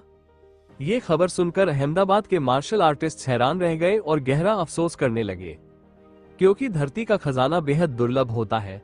अगर उसे बस देख भी लेते तो ये बड़ी बात होती, खरीदने की तो बात ही छोड़ो। कुछ अमीर लोग तो और भी चिढ़ गए। अगर वो इस छोटे से ट्रेड फेयर में गए होते तो चाहे जितना भी पैसा लगता, धरती का खजाना अब उनके पास होता। जैसे जैसे धरती के खजाने की खबर अहमदाबाद के मार्शल आर्ट्स जगत में फैल रही थी, उसी दौरान मार्शल आर्ट्स प्रैक्टिशनर्स के लिए बने एक फोरम पर धरती के खजाने और एक रहस्यमयी मास्टर के बारे में पोस्ट डाली गई। धरती का खजाना सामने आया, एक रहस्यमयी मास्टर ने किया चौंकाने वाला बचाव। पोस्ट का टाइटल बेहद ध्यान खींचने वाला था। अहमदाबाद मार्शल आर्ट्स व्यापार मेला तय समय पर हुआ। इस छोटे से फेयर में अचानक एक रहस्यमयी शख्स आया। उसने सबके सामने धरती का खजाना बेचा और शर्त रखी कि पेमेंट सिर्फ कैश में हो। आखिरकार धरती का खजाना अहमदाबाद के एल्डर शाह ने 15 लाख रुपए में खरीद लिया। और भी है, ट्रेड फेयर के बाद वहां मौजूद कई मार्शल आर्टिस्ट्स उस रहस्यमयी शख्स का पीछा करते हुए उसके खजाने की असली पहचान जानना चाहते थे। तभी उन्हें रास्ते में एक हादसा दिखा। उस वक्त एक लड़की सड़क के बीच खड़ी थी और एक कार 60 किलोमीटर की स्पीड से आकर उसे टक्कर मारने ही वाली थी। मैं वहां मौजूद था, ये सब सच है। अगर शक हो तो अहमदाबाद के मार्शल आर्टिस्ट से पूछ सकते हो। पोस्ट में पूरे वाकये को छोटे से पैराग्राफ में समेटा गया था। बहुत जल्द असंख्य मार्शल आर्टिस्ट्स इस पोस्ट से आकर्षित हो गए। हे भगवान, सच में कोई धरती का खजाना बेच सकता है? क्या वाकई धरती का खजाना था? ये तो किसी कहानी जैसा लग रहा है। पोस्ट करने वाले, होश में आओ। पोस्ट करने वाले, क्या तुम कोई नॉवेल लिख रहे हो? चलो मान लिया किसी ने धरती का खजाना बेचा, लेकिन उसने कैसे एक तेज रफ्तार कार को सिर्फ एक हथेली से रोक दिया? नामुमकिन, बस खत्म। कौन यकीन करेगा इस बात पर? पोस्ट करने वाला फिर सपने देख रहा है। ये घटना इतनी अजीब थी कि इस पोस्ट के सारे पाठक यकीन ही नहीं कर पा रहे थे। उन्हें ये सब नामुमकिन लग रहा था। बिल्कुल स्वाभाविक है, जैसे जहां संदेह करने वाले होते हैं, वहीं कुछ यकीन करने वाले भी होते हैं। भले ही बहुत से लोग शक कर रहे थे, ये पोस्ट देखते ही देखते वायरल हो गई और धरती के खजाने की खबर पूरे मार्शल आर्ट्स जगत में फैल गई। कई लोग, जिनके अहमदाबाद मार्शल आर्ट्स जगत से अच्छे कनेक्शन थे, उन्होंने फोन करके इस घटना की सच्चाई जानी और ज्यादातर जवाब सकारात्मक ही मिले। इस बार पूरा मार्शल आर्ट्स वर्ल्ड हक्का बक्का रह गया। आखिरकार धरती के खजाने प्रकृति का अनमोल वरदान होते हैं और बेहद दुर्लभ। अगर किसी को कभी धरती का खजाना मिल भी जाए तो वो उसे बहुत संभाल कर छुपा कर रखता है। सामने सबके बीच दिखाना तो दूर, उसे नीलामी में लगाना तो और भी नामुमकिन है। कोई शक नहीं, मार्शल आर्ट्स जगत में पहली बार धरती का खजाना खुलेआम बेचा गया था और ऐसा अजीब काम सिर्फ रोहन ही कर सकता था। जैसे ही धरती के खजाने की खबर बाहर आई, कई लोग एल्डर शाह से मिलने के लिए तुरंत रिक्वेस्ट भेजने लगे। हर कोई उनसे मिलने को बेताब था। घर लौटते ही एल्डर शाह का चेहरा खुशी से खिल गया जब उसने इतनी सारी विजिट रिक्वेस्ट देखी। उसने मन ही मन सोचा, ये 15 लाख रुपए पूरी तरह वसूल हो गए। उसी समय ऑफिसर शिव सिविल कपड़ों में एक क्रॉस कंट्री गाड़ी की पैसेंजर सीट पर बैठा था। गाड़ी चला रहा युवक 20 की शुरुआत का था। वो भी एक फौजी अफसर था और प्रथम श्रेणी वीर स्तर का मास्टर। राजावत, जिस आदमी का जिक्र तुम मुझसे कर रहे थे, वो गुरु रेल्म में नहीं हो सकता। मुझे लगता है तुमसे गलती हुई है। वो अफसर हंसते हुए आत्मविश्वास से बोला, संजय, मैंने अपनी आंखों से देखा है, ये सुनी सुनाई बात नहीं है। शिव राजावत ने होंठ भींचकर कहा, तुम्हारी इतनी कम उम्र में प्रथम श्रेणी मार्शल सुपीरियर तक पहुंच जाना काबिले तारीफ है। मानता हूं कि तुम मार्शल आर्ट्स की दुनिया के बेहद दुर्लभ टैलेंट हो, लेकिन सिर्फ अपने अहंकार के चलते इस बात को नकारना सही नहीं। मैंने उसे छतों पर छलांग लगाते और दीवारों के ऊपर से कूदते देखा है। अगर वो गुरु नहीं था तो इसे और कैसे समझाओगे? ऑफिसर संजय ने मुस्कुराते हुए सिर हिला दिया। मैं बस मान नहीं पा रहा, इतनी आसानी से तुम्हें गुरु रेल्म का कोई सुपर एक्सपर्ट मिल गया, ये तो नामुमकिन है। संजय ने हंसते हुए शिव की ओर देखा, तुमसे बात करना तो बेकार है। शिव ने लाचार होकर आंखें घुमा दी। फिर उसने मोबाइल निकाला और रास्ते की बोरियत मिटाने के लिए इंटरनेट ब्राउज करने लगा। उसने मार्शल आर्ट्स फोरम खोला, वहां अहमदाबाद सेक्शन में जाकर ताजा खबरें चेक की। शिव एकदम दंग रह गया। देखा, मैंने क्या कहा था? शिव ने मोबाइल संजय के सामने किया और उसे धीरे चलने को कहा। फिर बोला, आज रात अहमदाबाद के मार्शल आर्ट्स जगत में अजीब घटना हुई है। किसी ने एक छोटे से ट्रेड फेयर में खुलेआम धरती का खजाना बेच दिया। क्या? संजय हैरान रह गया। धरती का खजाना बेचा गया? बिल्कुल सही, शिव ने मोबाइल पर स्क्रॉल करते हुए कहा। अहमदाबाद के कई मार्शल आर्टिस्ट्स ने इसकी पुष्टि की है। ये सच लगता है। हे भगवान, किसी ने धरती का खजाना बेच दिया। संजय बड़बड़ाया, पूरी तरह दंग। फिर बोला, क्या बदकिस्मती है, अगर हम पहले पहुंच जाते तो ये धरती का खजाना अब मेरी जेब में होता। इधर शिव ने संजय की बात का कोई जवाब नहीं दिया। वो अपनी खोज बताते हुए बोला, मार्शल आर्ट्स फोरम पर लीक हुई खबर के मुताबिक वो आदमी काफी जवान लगता था और जिम सूट पहने हुए था। इतना कहते ही शिव अचानक बहुत उत्साहित हो गया। उसने कहा, ये वही रहस्यमयी आदमी हो सकता है जिसके बारे में मैं तुम्हें बता रहा था। बकवास, संजय हंस पड़ा। तुम अभी भी अपने उस रहस्यमयी आदमी के बारे में सोच रहे हो? जब तक तुम्हारी सारी उम्मीदें टूट नहीं जाती तुम हार मानने वाले नहीं हो। हम, शिव ने हल्की अकड़ के साथ नाक से आवाज निकाली और कहा, देख लेना जब वो सामने आएगा। हा हा हा, संजय जोर से हंस पड़ा और बोला, जब वो सामने आएगा तो मैं तुम्हारे उस रहस्यमयी आदमी को ढूंढ निकालूंगा और दिखाऊंगा कि मेरे पास क्या है। शिव ने होंठ सिकोड़ लिए। उस रहस्यमयी आदमी के बारे में सोचते हुए उसने गहरी सांस ली। उसे यकीन था कि अगर वो सेंट्रल लेक पर उस रहस्यमयी आदमी की चाल समझ ले तो वो योद्धा स्तर से आगे बढ़कर वीर स्तर तक पहुंच सकता है। यही सोचते सोचते शिव उस रहस्यमयी आदमी को ढूंढने के लिए बेचैन हो उठा। तुम्हारे पास क्या तरीका है? शिव ने संजय की ओर देखते हुए पूछा। अगर वो रहस्यमयी आदमी खुद सामने न आए तो उसे कौन बाहर ला सकता था? ये तो बड़ा आसान है, मेरे पास एक प्लान है, संजय ने रहस्यमयी मुस्कान के साथ कहा। कौन सा प्लान, बताओ, शिव ने जोर देकर कहा, लेकिन संजय ने सीधे बताने से इनकार कर दिया। बताओगे या नहीं? शिव ने सीट के सामने रखा एक प्रेयर व्हील उठा लिया। संजय ने भौहें उठाई, फिर मुस्कुराते हुए बोला, ठीक है, बताता हूँ। यही अच्छा है। शिव ने प्रेयर व्हील नीचे रख दिया। ये प्रेयर व्हील तिब्बत के एक बुद्ध अवतार से मिला था और उसका दोस्त इसे बहुत संभाल कर रखता था। इस प्रेयर व्हील से धमकाने पर संजय कभी मना नहीं करता था। तो प्लान क्या है? शिव ने फिर पूछा। संजय हंसते हुए बोला, पुलिस कुत्ते। ये सुनते ही शिव का शरीर उत्साह से कांप उठा। हाँ, मैं ये कैसे भूल गया, शिव ने उत्साहित होकर कहा। पुलिस कुत्तों की सूंघने की ताकत बहुत जबरदस्त होती है। वो रहस्यमयी आदमी को जरूर ढूंढ लेंगे। उस रात मैंने नाइट विजन ग्लासेस का इस्तेमाल किया था, इसलिए मुझे ठीक ठीक पता है कि वो रहस्यमयी आदमी कहाँ खड़ा था। कुछ दिन बीत चुके हैं, लेकिन वो जगह कम ही लोग जाते हैं। शायद वहां अब भी उसकी गंध मौजूद हो। कमाल है, इतना शानदार आइडिया निकाला तुमने, शिव ने तारीफ की। बिल्कुल, संजय ने गर्व से कहा। हालांकि वो अब भी यकीन नहीं कर पा रहा था कि शिव का बताया हुआ रहस्यमयी आदमी सचमुच मास्टर स्तर पर हो सकता है। अरे, तुम इतनी धीरे क्यों गाड़ी चला रहे हो? प्लान मिल जाने पर शिव ने कहा, जल्दी करो, हमें तुरंत अहमदाबाद पहुंचना है। इस बार मैं उस रहस्यमयी आदमी को ढूंढ ही लूंगा। अभी तो तुमने मुझे धीरे चलाने को कहा था। संजय ने आंखें घुमाई और एक्सीलरेटर दबा दिया। गाड़ी स्पीड पकड़ते हुए अहमदाबाद की ओर दौड़ पड़ी।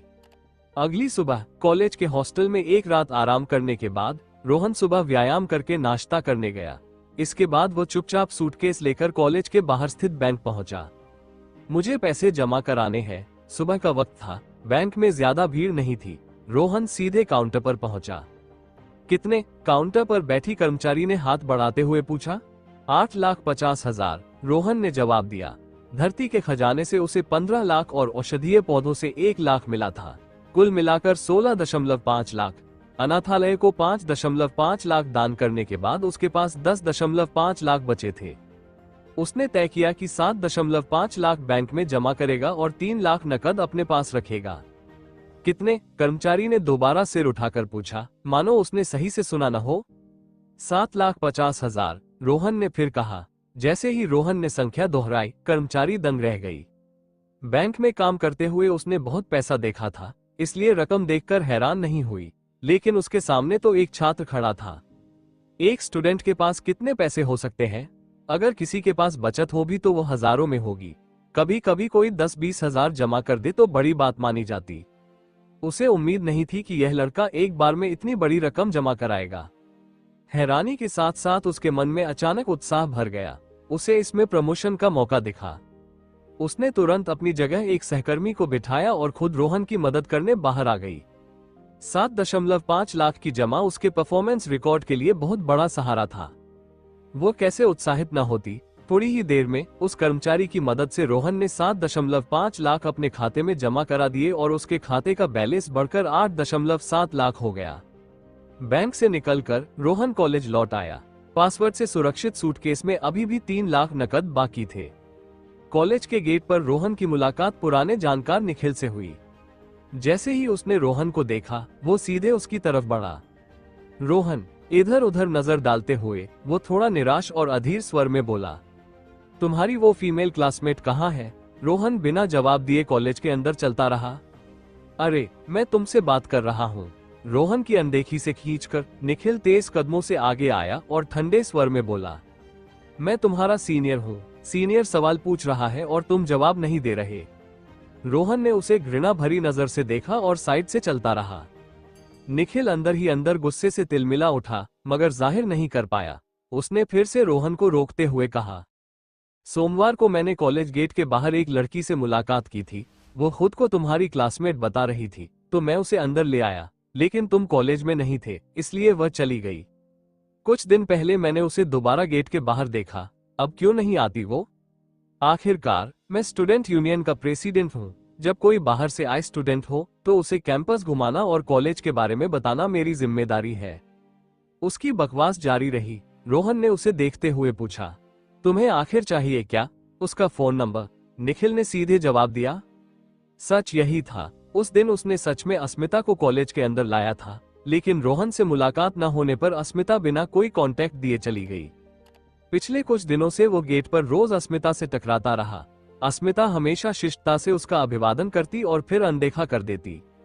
ये बात उसके अहंकार को चोट पहुंचा रही थी। उसे समझ ही नहीं आ रहा था कि रोहन लड़कियों में इतना लोकप्रिय क्यों है, खासकर सुंदर लड़कियों में। अस्मिता उसके लिए और भी आकर्षक लगने लगी थी। वो उसके बारे में सपने देखने लगा था, लेकिन अचानक अस्मिता गायब हो गई और अब कहीं नजर नहीं आती थी। बेबस होकर वो रोहन के पास उसका नंबर मांगने आ गया। मेरे पास नहीं है, रोहन ने उसके इरादे समझकर साफ साफ जवाब दिया। निखिल का चेहरा उतर गया। रोहन, तुम थाली में रखे खाने को देखकर बर्तन में पड़े पर भी नजर गड़ाए बैठे हो। उसने गुस्से भरे स्वर में कहा, सुनो, अगर तुम मुझे उस लड़की का नंबर दे दो तो मैं ईशानी का पीछा छोड़ दूंगा। वादा करता हूँ कि उसे कभी परेशान नहीं करूंगा। हमारे बीच का टकराव भी यहीं खत्म हो जाएगा।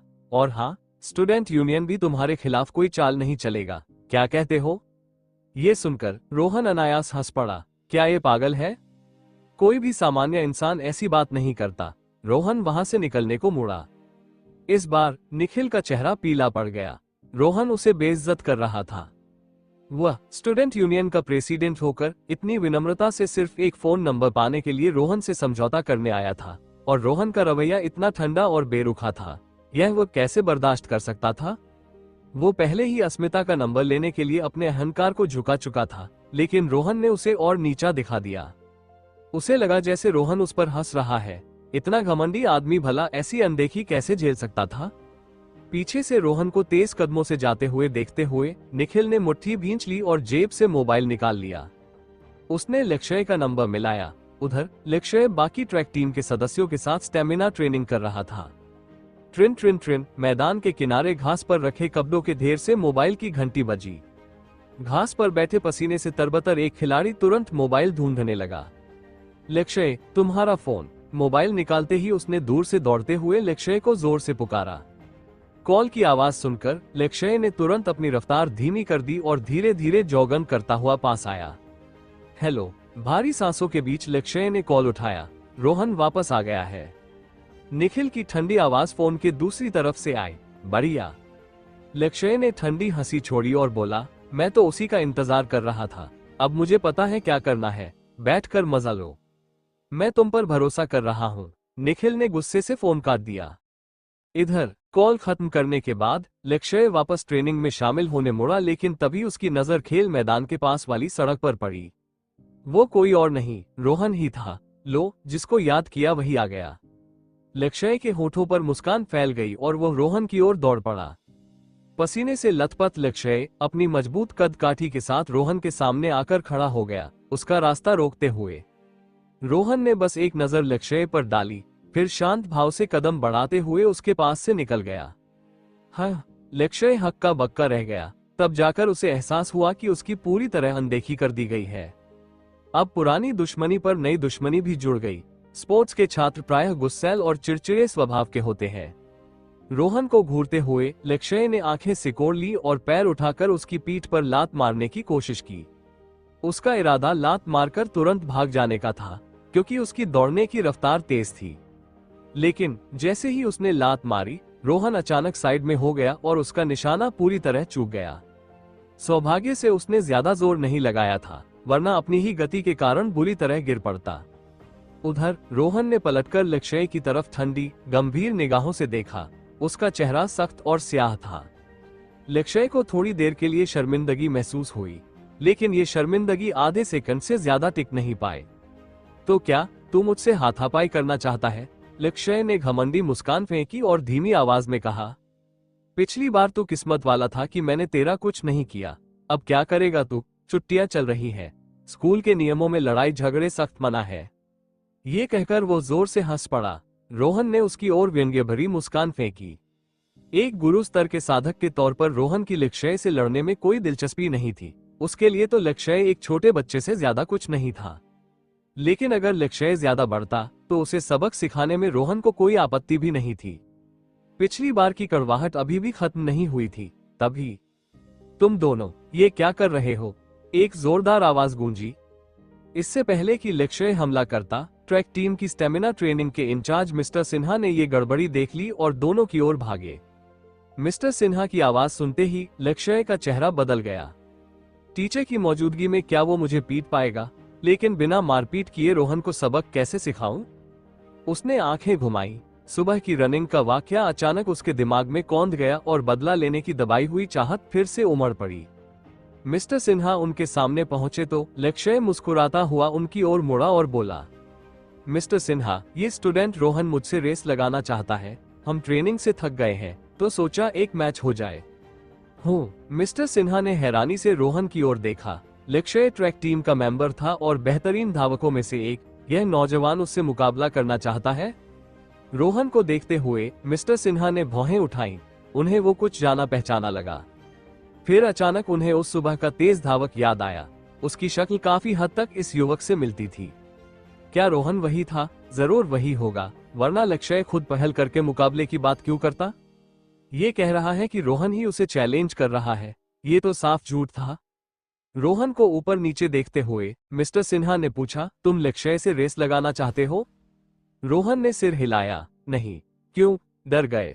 लक्ष्य ने बीच में टोकते हुए रोहन की बात पर व्यंग्य किया। उसकी हंसी में खुला उकसावा था। ऐसा सुनहरा मौका लक्ष्य कैसे छोड़ देता? उस सुबह रोहन ने उसे बुरी तरह छकाया था। आज तो वो हिसाब बराबर करके ही रहेगा। वो मान ही नहीं पा रहा था कि पिछली बार रोहन उससे तेज कैसे भाग गया। जरूर कोई चाल रही होगी, लेकिन लक्ष्य की भड़काने वाली बातों पर। रोहन ने उसे यूं देखा जैसे किसी बेवकूफ को देख रहा हो। फिर वो मिस्टर सिन्हा की ओर मुड़ा और बोला, मिस्टर सिन्हा, मुझे काम है, फिर मिलते हैं। चूंकि तुम यहाँ हो ही, तो क्यों ना एक मैच हो जाए? मिस्टर सिन्हा ने तुरंत कहा। असल में वह भी जानना चाहते थे कि रोहन वही तेज धावक है या नहीं और उसकी असली रफ्तार कितनी है। वो देखना चाहते थे कि लक्ष्य को चैलेंज करने का हौसला रखने वाला ये लड़का आखिर कितना अच्छा धावक है। उनके हिसाब से लक्ष्य की नजर गलत नहीं हो सकती। अगर रोहन में कुछ खास नहीं होता तो लक्ष्य की उसमें रुचि भी नहीं होती। रोहन ने मिस्टर सिन्हा को देखा, फिर लक्ष्य की ओर नजर डाली। वो खुद ही अपनी बेइज्जती करवाने की जिद कर रहा था। अगर रोहन ने इनकार किया तो यह उसके लिए भी ठीक ना होता। ठीक है, चलो रेस लगाते हैं, रोहन ने कहा। असल में शुरू में रोहन वाकई लक्ष्य से पुराना हिसाब बराबर करना चाहता था, लेकिन उसके हाथ में अब भी 3 लाख रुपए से भरा सूटकेस था। लेकिन अब तो टीचर भी बीच में आ गए थे। ऐसे में इनकार करने की कोई वजह नहीं बची थी। इस बार लक्ष्य से पुरानी बात साफ करनी ही थी। ओके, तुम लोग मेरे साथ आओ। मिस्टर सिन्हा ने संतुष्टि से सिर हिलाया और ट्रैक की शुरुआती लाइन की ओर बढ़े। लक्ष्य ने रोहन की ओर चुनौती भरी नजर डाली और पीछे पीछे चल पड़ा। रोहन बिल्कुल शांत रहा। बहुत जल्द तीनों 100 मीटर डैश की शुरुआती लाइन पर पहुंच गए। थोड़ा आराम करो। स्टार्टिंग लाइन पर खड़े मिस्टर सिन्हा ने अपनी गर्दन में लटकी सीटी बजाई और छुट्टियों में प्रैक्टिस कर रहे स्पोर्ट्स स्कूल के स्पेशल स्टूडेंट्स को हाथ हिलाकर बुलाया। उन्होंने कहा, सब इकट्ठा हो जाओ। बहुत जल्दी स्पोर्ट्स स्कूल में स्पेशल तौर पर दाखिल हुए सारे स्टूडेंट्स इकट्ठा हो गए। सब लोग आराम करो और ट्रैक खाली कर दो। लक्ष्य और रोहन दौड़ने वाले हैं। मिस्टर सिन्हा ने रोहन और लक्ष्य की ओर देखते हुए कहा, फिर बोले, आज ये दोनों एक फ्रेंडली रनिंग मैच करेंगे। ये सुनकर सारे स्टूडेंट्स ने आश्चर्य से रोहन की तरफ देखा। स्पोर्ट्स स्कूल में पढ़ते हुए उनमें से ज्यादातर ने, भले ही वे ट्रैक टीम के हिस्से न हो, लेकिन लक्ष्य का नाम जरूर सुना था। ट्रैक टीम में लक्ष्य हमेशा टॉप पर रहा था, अपनी तेज रफ्तार के लिए मशहूर।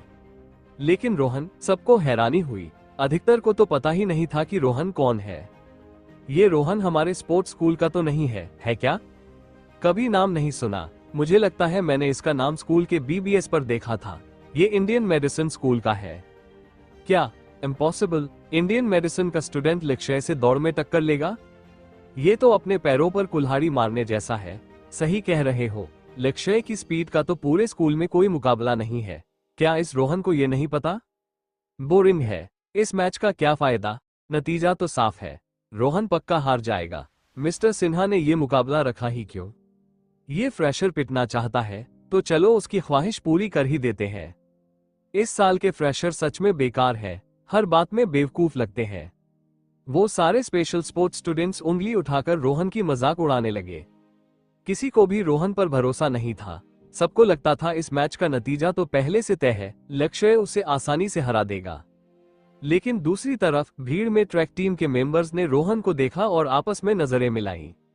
क्या ये वही है? एक ट्रैक टीम मेंबर ने हैरानी से पूछा। शायद, दूसरे ने अनिश्चित होकर जवाब दिया। हाँ, यही है। उस सुबह मैंने इसे अच्छे से देखा था। बिल्कुल वही है, पक्का वही है। एक और ने पूरे विश्वास से कहा। ट्रैक टीम के मेंबर्स की ये बातें सुनकर बाकी स्पोर्ट्स स्टूडेंट्स में जिज्ञासा बढ़ गई। कौन? तुम किसकी बात कर रहे हो? क्या तुम लोग इसे जानते हो? एक ने रोहन की तरफ इशारा करते हुए पूछा। ज्यादा नहीं, बस एक बार मिला था, ट्रैक टीम के एक मेंबर ने याद करते हुए कहा। एक सुबह हम लोग सेंट्रल लेक पर ट्रेनिंग कर रहे थे, वहीं ये दौड़ रहा था, बहुत तेज, लक्ष्य से भी तेज। ये सुनते ही भीड़ दंग रह गई। सच में, लक्ष्य से भी तेज? चारों तरफ से हैरानी की आवाजें आने लगी। असल में मुझे भी पक्का नहीं पता। ट्रैक टीम के उस मेंबर ने हल्की सी मुस्कान दी, लेकिन दिल में अब भी डर बाकी था। उसने कहा, मुझे बस इतना याद है कि मैंने उसे 2 लैप्स में 4 बार देखा था और हर बार वो हमें पीछे छोड़कर आगे निकल गया था। उस वक्त लक्ष्य भी स्प्रिंट कर रहा था, लेकिन मैंने ध्यान से नहीं देखा कि कौन तेज था। खैर, इतना तो कह सकता हूँ कि रोहन काफी जबरदस्त है। हाँ, ये नहीं जानता कि वो लक्ष्य को हरा पाएगा या नहीं। ये सुनते ही स्पोर्ट्स स्कूल के उन स्टूडेंट्स ने राहत की सांस ली। लक्ष्य तो वैसे ही बहुत तेज था, अगर रोहन उससे भी तेज निकलता तो वो किसी दानव से कम नहीं होता। लेकिन ट्रैक टीम के मेंबर के मुताबिक रोहन ठीक ठाक था, यानी हार भी गया तो ज्यादा बुरी तरह नहीं हारेगा। ये सोचते ही वो स्टूडेंट्स जो पहले बिल्कुल भी दिलचस्पी नहीं ले रहे थे, अचानक उत्साहित हो उठे। अगर ट्रैक टीम मेंबर्स की बात सच है तो ये सचमुच दिलचस्प टक्कर होगी। अब तो मजा आएगा। अगर रोहन वाकई इतना तेज है तो लक्ष्य के लिए स्कूल का बेस्ट कहलाना मुश्किल हो जाएगा। बकवास, लक्ष्य पूरे स्कूल का सबसे अच्छा है। ये रोहन तो स्पोर्ट्स का भी नहीं है, वो लक्ष्य को कैसे हरा सकता है? सही है, जीत तो लक्ष्य की ही होगी। मैं समझ सकता हूँ कि रोहन कोई चैलेंज ढूंढ रहा है, लेकिन ट्रैक टीम में इतने लोगों के बीच उसे लक्ष्य को ही क्यों चुनना था? खुद को क्यों सताना चाहता है? मैंने सुना है इंडियन मेडिसिन वाले स्टूडेंट्स थोड़े अजीब होते हैं, शायद रोहन को पिटना ही पसंद है। हा, स्पोर्ट्स स्कूल के उस पूरे ग्रुप से तरह तरह की बातें और छिपी हंसी की आवाजें आने लगी। ट्रैक टीम के मेंबर की बात सुनने के बावजूद किसी को रोहन पर भरोसा नहीं हुआ। सबका यही मानना था कि लक्ष्य की अपार ताकत के सामने रोहन की हार तय है। इधर पहले वार्म अप कर लो, मिस्टर सिन्हा ने रोहन की तरफ देखते हुए कहा। लक्ष्य तो यहाँ फिजिकल ट्रेनिंग करता रहा है, तुम भी थोड़ा वार्म अप कर लो। जरूरत नहीं, रोहन ने सीधे सिर हिलाते हुए कहा। हम? मिस्टर सिन्हा हैरान रह गए। उन्होंने सख्ती से कहा, स्टूडेंट रोहन, दौड़ से पहले वार्म अप करने से लिगामेंट इंजरी और दूसरी दिक्कतों से बचा जा सकता है। क्या तुम सच में इसे छोड़ना चाहते हो? थैंक यू टीचर, आपकी चिंता के लिए, लेकिन सच में इसकी जरूरत नहीं है, रोहन ने सिर हिलाते हुए दोहराया। उसके पास खड़ा लक्ष्य रोहन को घूरते हुए ताना मारती मुस्कान लिए हुए था। वो मन ही मन बोला, बस थोड़ी देर और, ये मेरा मौका है सबको दिखाने का। आसपास खड़े स्पोर्ट्स स्कूल के दूसरे स्टूडेंट्स ने भी भौहें चढ़ा ली। बिना वार्म अप कितना घमंडी है ये। कोई आश्चर्य नहीं कि ये स्पोर्ट्स का स्टूडेंट नहीं है। इसे तो वार्म अप की अहमियत भी नहीं पता। कहीं दौड़ के बीच में टखना न मुड़ जाए इसका। अरे ये तो इंडियन मेडिसिन का स्टूडेंट है, खुद ही अपनी चोट का इलाज कर लेगा। भीड़ में ये सब बातें फैल गई और फिर सब हंस पड़े। इधर, ठीक है, वार्म अप नहीं करना तो कोई बात नहीं, अब तैयार हो जाओ। सबसे पहले 100 मीटर डैश। मिस्टर सिन्हा ने थोड़ी देर सोचकर कहा। फिर उन्होंने फिनिशर लाइन पर खड़े एक ट्रैक टीम मेंबर को टाइमिंग देखने का इशारा किया। लक्ष्य हल्की हल्की जंप करने लगा, उसके चेहरे पर वही तिरछी मुस्कान बनी रही। रोहन ने अपने कपड़े थोड़े ढीले किए और स्टार्टिंग लाइन पर जाकर खड़ा हो गया, दौड़ने को तैयार। बहुत जल्द सब कुछ तैयार हो गया। मिस्टर सिन्हा किनारे खड़े हो गए, सीटी मुंह में दबाई और अपना दायां हाथ ऊपर उठा दिया। एक पल बाद बी सीटी की आवाज गूंजी। मिस्टर सिन्हा ने अपना हाथ तेजी से नीचे गिराया। उसी पल लक्ष्य ने दाएं पैर से जमीन को धक्का दिया और उसका पूरा शरीर ऐसे उछला मानो पंख लग गए हों। लेकिन दौड़ शुरू हुए अभी मुश्किल से 10 मीटर ही हुए थे कि उसके कानों में हवा सीटी बजाती हुई गुजरी। उसने हैरानी से बगल में देखा। रोहन उसके साथ साथ दौड़ रहा था और उसकी स्पीड लगातार बढ़ रही थी। इससे पहले कि लक्ष्य कुछ समझ पाता, रोहन आगे निकल चुका था। ये देखकर लक्ष्य घबरा गया। उसने दांत बींच लिए और आंखें कसकर बंद कर ली, जैसे जान लगाकर दौड़ रहा हो। पीछे खड़े सारे स्पोर्ट्स स्पेशल स्टूडेंट्स ये दृश्य देखकर स्तब्ध रह गए। लक्ष्य को पीछे छोड़ दिया गया। रोहन ने सचमुच लक्ष्य को पीछे छोड़ दिया था। उनके हिसाब से तो इस 100 मीटर डैश में लक्ष्य को पलक झपकते ही रोहन से आगे निकल जाना चाहिए था, लेकिन हकीकत तो इसके बिल्कुल उलट थी। ये कैसे हो सकता है? स्टूडेंट रोहन इतना तेज कैसे हो सकता है? ओवरटेक कर लिया, इसने लक्ष्य को ओवरटेक कर लिया। स्टूडेंट रोहन का रनिंग पोस्टर देखो, शरीर की इतनी बेहतरीन कोऑर्डिनेशन कैसे हो सकती है? भीड़ हैरान रह गई। किसने सोचा था इंडियन मेडिसिन स्कूल का एक साधारण स्टूडेंट ट्रैक टीम के मेंबर को 100 मीटर डैश में हरा देगा? और वो मेंबर कोई आम नहीं, खुद लक्ष्य था, ट्रैक टीम का सबसे तेज धावक। 100 मीटर की दूरी बहुत छोटी थी। दर्शक अब भी सदमे में थे कि तभी दौड़ खत्म हो गई। टाइम कीपर ट्रैक टीम का स्टूडेंट और दोनों धावक वापस शुरुआती लाइन पर आ गए। रोहन बिल्कुल शांत दिख रहा था, उसकी सांसें एकदम सामान्य थीं। उधर लक्ष्य, हालांकि वो भी हाफ नहीं रहा था, लेकिन उसका चेहरा काला पड़ चुका था। इंडियन मेडिसिन स्कूल में इतना तेज धावक कहां से आ गया? कमाल है, ये तो अविश्वसनीय स्पीड थी। यहां तक कि लक्ष्य भी इसे नहीं हरा पाया। ये लड़का तो वाकई गजब का है। भीड़ रोहन को देखकर हैरत में डूबी थी। उनके लिए उस वक्त की हैरानी और एहसास को शब्दों में बयां करना मुश्किल था। वो नजारा बार बार उनकी आंखों के सामने घूम रहा था। उनके दिमाग में अब भी ये सवाल गूंज रहा था, एक साधारण स्टूडेंट ने 100 मीटर डैश में स्पोर्ट्स टैलेंट के लिए स्पेशल एडमिशन पाए स्टूडेंट को हरा दिया। ये भला कहां से संभव था? इसने तो उनकी सोच की नींव ही हिला दी थी। टाइम बताओ। जैसे ही तीनों वापस लौटे, मिस्टर सिन्हा ने तुरंत कहा। लक्ष्य का टाइम 11.01 सेकंड, रोहन का टाइम 10.3 सेकंड। नतीजा सुनते ही सबके होश उड़ गए।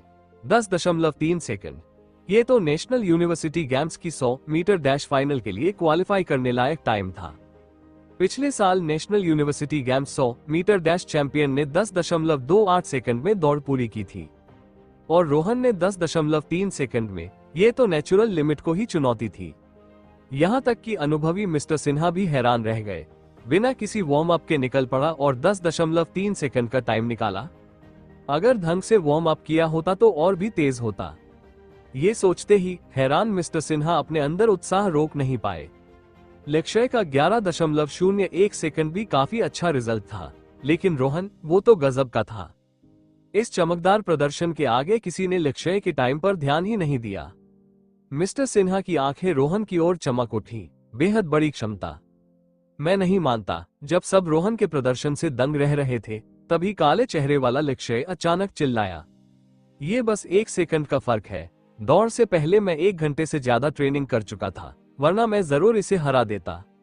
और फिर ये बिल्कुल मेरे पास दौड़ रहा था, जिससे मेरी रनिंग रिदम बिगड़ गई। नहीं तो मैं और बेहतर कर सकता था। लक्ष्य की बात सुनकर रोहन ने घृणा से सिर हिला दिया। हारना उतनी बदनामी की बात नहीं है, जितनी ये कि इंसान हारकर भी मान न पाए।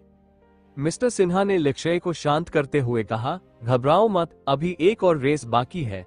अगली रेस 200 मीटर की होगी। वो असल में देखना चाहता था कि रोहन कितना काबिल है।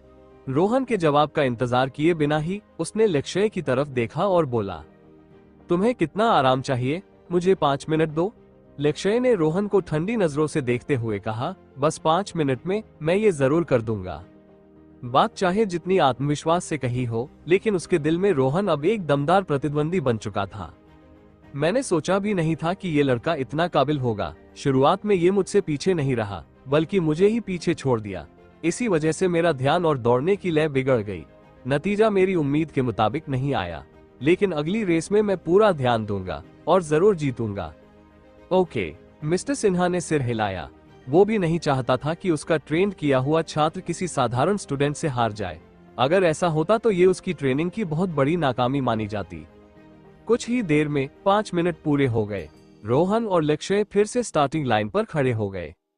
लक्ष्य ने 3 ट्रैक दूर खड़े रोहन की तरफ देखकर कहा, इस बार मैं तुम्हें जरा भी बढ़त नहीं दूंगा। ये दूरी लक्ष्य की अपनी मांग पर रखी गई थी। नॉइजी, रोहन ने सिर्फ इतना कहा। लक्ष्य ने ठंडी सांस ली और गंभीर चेहरे के साथ आगे देखने लगा। इस रेस में मैं हार नहीं सकता। 200 मीटर डैश शुरू। सीटी बजते ही दोनों फिर से दौड़ पड़े। आराम के 5 मिनट का असर साफ था। इस बार लक्ष्य वाकई पहले से तेज दौड़ रहा था, लेकिन जैसे ही उसे लगा कि अब वो रोहन को हरा देगा, रोहन फिर से उसकी नजरों के सामने आया और पलक झपकते ही उसे पीछे छोड़ दिया। मैं हार नहीं सकता, मैं हार नहीं सकता। लक्ष्य ने दांत भींचे और खुद को जल्दी से संभालते हुए दौड़ पर पूरा ध्यान लगाया। वो कुछ और नहीं सोच रहा था, बस पागलों की तरह आगे भाग रहा था। लेकिन इससे पहले कि वो रोहन को पकड़ पाता, रोहन पहले ही रुक चुका था। रेस खत्म हो गई थी। 2 टाइमकीपर घबराए हुए घड़ियों के साथ भागकर आए और नतीजा बताते ही सब हैरान रह गए। लक्ष्य 20.57 सेकंड, रोहन 19.59 सेकंड। ये सुनते ही चारों तरफ सन्नाटा छा गया, क्योंकि ये 200 मीटर की रेस थी और सबको साफ समझ नहीं आया था कि सबसे पहले कौन पहुंचा। इसलिए सब नतीजों का इंतजार कर रहे थे। और जैसे ही रिजल्ट सामने आया, पूरा मैदान चर्चा से गूंज उठा। क्या 20 सेकंड से कम में लगभग 19 सेकंड के भीतर खत्म कर दिया? ये तो गजब है। इसकी एक्सप्लोसिव पावर तो कमाल की है। स्प्रिंट में जीत पूरी तरह एक्सप्लोसिव पावर पर निर्भर करती है और रोहन की ताकत वाकई अद्भुत है। सभी स्पोर्ट्स स्पेशल स्टूडेंट्स रोहन को देखकर दंग रह गए और दबी आवाज में उसकी तारीफ करने लगे। इसमें कोई शक नहीं था, लक्ष्य का 200 मीटर का रिजल्ट 20.57 सेकंड आया है, जो अपने आप में बेहद खतरनाक टाइम है, क्योंकि नेशनल कॉलेज एथलेटिक्स गेम्स का रिकॉर्ड 20.47 सेकंड का है। लेकिन रोहन ने तो 20 सेकंड से भी कम समय में दौड़ पूरी कर दी। ये तो वाकई डरावना है। ये नामुमकिन है। जैसे ही लक्ष्य ने रिजल्ट सुना, उसका चेहरा काला पड़ गया। ये कैसे हो सकता है? रोहन इतनी तेज कैसे दौड़ सकता है? कहीं टाइम मापने में गलती तो नहीं हो गई? 20.57 सेकंड मेरा अब तक का बेस्ट रिजल्ट है 200 मीटर में, और अब रोहन मुझसे भी तेज निकला। ये असंभव है। मैं ये मान ही नहीं सकता। नहीं, हमें फिर से मुकाबला करना होगा। इस बार मैं जरूर जीतूंगा। लेकिन पास खड़े मिस्टर सिन्हा तो और भी ज्यादा उत्साहित थे। सिर्फ 100 मीटर ही नहीं, 200 मीटर में भी इस लड़के ने लगातार दम लगाया और उसकी स्पीड तो और बढ़ती चली गई। असल में स्प्रिंट पूरी तरह एक्सप्लोसिव पावर पर निर्भर होता है। 100 मीटर का नतीजा सीधे 200 मीटर से तुलना नहीं कर सकता, क्योंकि किसी इंसान की एक्सप्लोसिव पावर का भी एक समय सीमा होती है, और जितनी देर ये ताकत टिकेगी उतना ही नतीजा बेहतर होगा। एक और रेस होगी। जब सब अभी भी सदमे में थे, लक्ष्य ने गुस्से और जिद से दांत भींचते हुए कहा, इस बार 400 मीटर, 400 मीटर। सबने गहरी सांस ली। पहले लक्ष्य को देखा, फिर रोहन को। भले ही 400 मीटर सुनने में लंबा न लगे, बस एक राउंड ही तो है, लेकिन इससे पहले रोहन और लक्ष्य पहले ही 100 मीटर और 200 मीटर दौड़ चुके हैं। एक्सप्लोसिव पावर का मतलब है कि कोई इंसान थोड़े समय में अपनी अधिकतम ताकत लगाता है, लेकिन ये ताकत बार बार लगातार निकल नहीं सकती। भले ही 100 मीटर और 200 मीटर में रोहन का प्रदर्शन सबकी उम्मीदों से बढ़कर रहा, लेकिन क्या वो 400 मीटर में भी टिक पाएगा? सबको पता है कि बिना स्पेशल ट्रेनिंग वाला इंसान इतनी मशक्कत सहन नहीं कर पाता।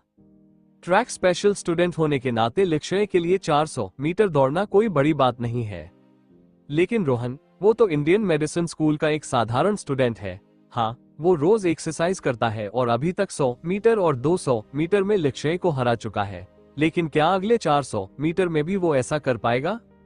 तुरंत कोई भी फैसला करने की हिम्मत नहीं कर पाया। सब जानते थे कि इन तीनों रेस में सबसे अहम आखिरी 400 मीटर होगी, और इसकी कठिनाई समझते हुए सबके दिलों में उत्सुकता और भी बढ़ गई। तो क्या इस बार भी रोहन लगातार जीतकर सबसे बड़ा डार्क हॉर्स साबित होगा, या फिर लक्ष्य असली स्पोर्ट्स स्पेशल स्टूडेंट की ताकत दिखाते हुए जोरदार वापसी करेगा? लक्ष्य की बात सुनकर मिस्टर सिन्हा तो खुशी से झूम उठे। कमाल है, इसने वही कहा जो मैं खुद चाहता था। मैं भी रोहन की ताकत के बारे में और जानना चाहता हूँ। इसलिए रोहन के कुछ बोलने से पहले ही उन्होंने तुरंत घोषणा कर दी, 10 मिनट आराम करो, उसके बाद अगली रेस शुरू होगी। रोहन के पास मानने के अलावा कोई चारा नहीं था।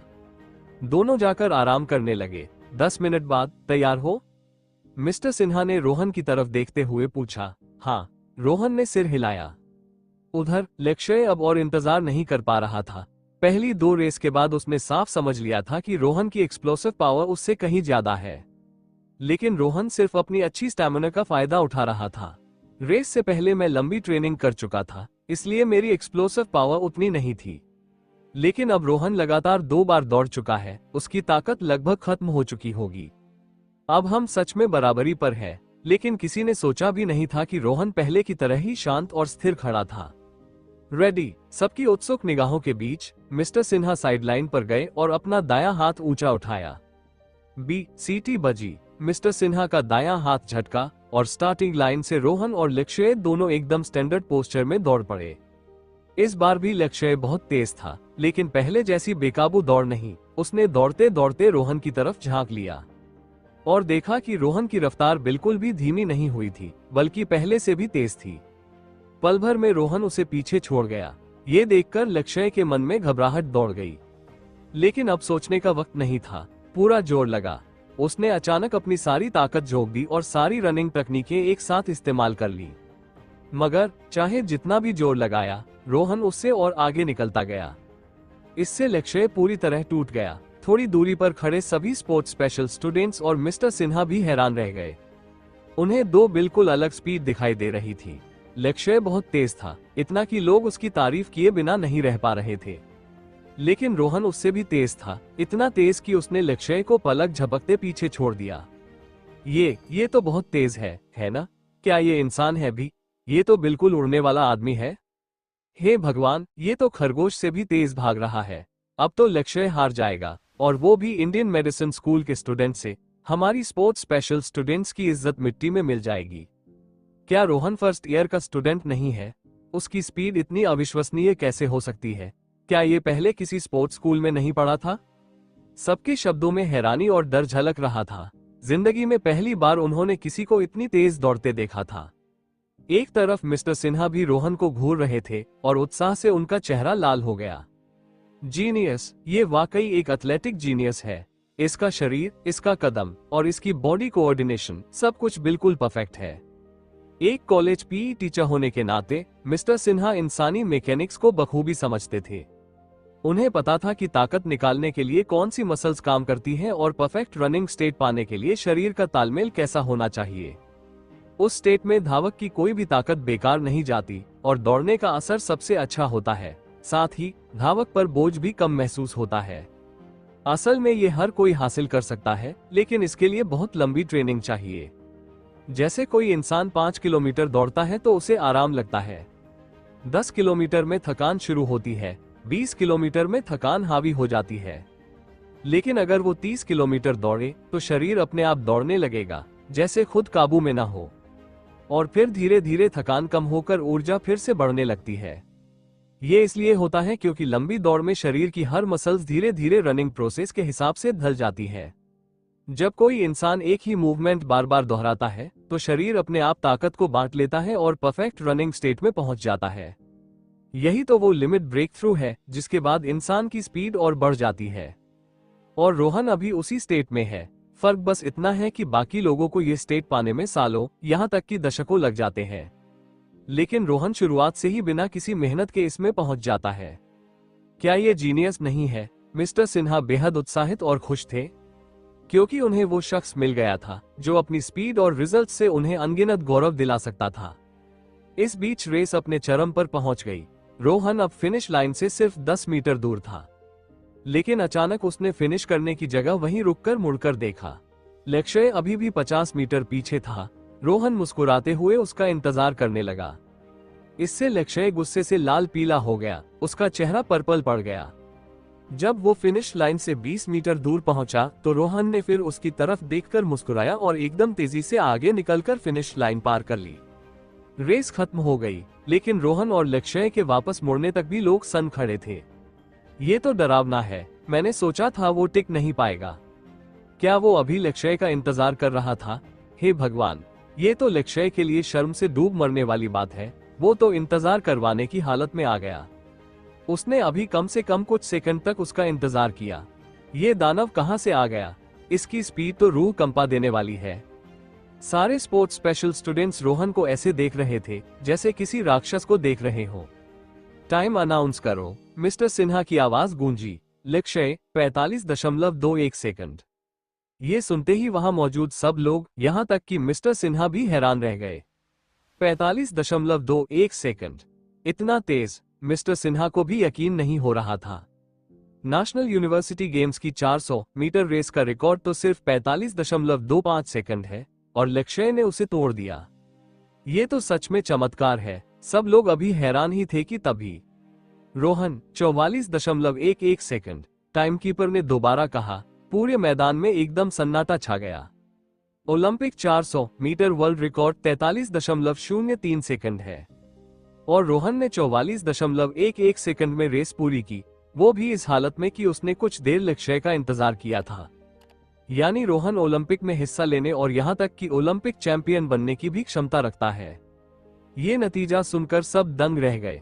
सबके चेहरे पर हैरानी थी। किसी ने सोचा भी नहीं था कि रोहन ऐसा रिजल्ट ला सकता है। ये तो बस एक चमत्कार है, ऐसा नतीजा। लक्ष्य पूरी तरह स्तब्ध रह गया, उसका दिमाग सुन्न पड़ गया। उसे कभी अंदाजा भी नहीं था कि रोहन ऐसा रिजल्ट ला सकता है जो ओलंपिक स्तर का हो। ये कैसे हो सकता है? ये बिल्कुल नामुमकिन है। अगर मैंने नेशनल रिकॉर्ड तोड़ भी दिया तो क्या? ओलंपिक में मेरा नतीजा तो कुछ भी नहीं है। सिर्फ 1 सेकंड का फर्क आसमान और जमीन का होता है।